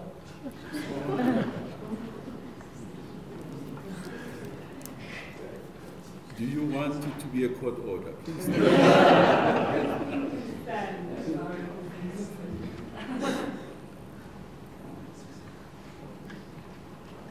Thank you very much for being of assistance.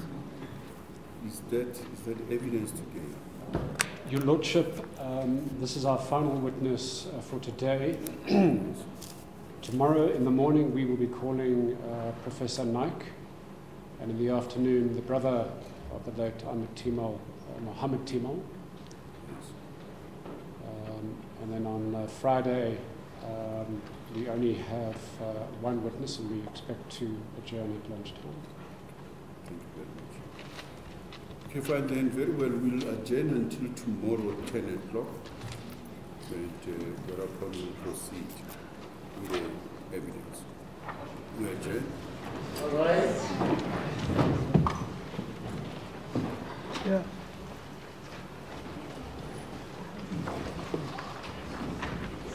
It worked out quite well. Yeah.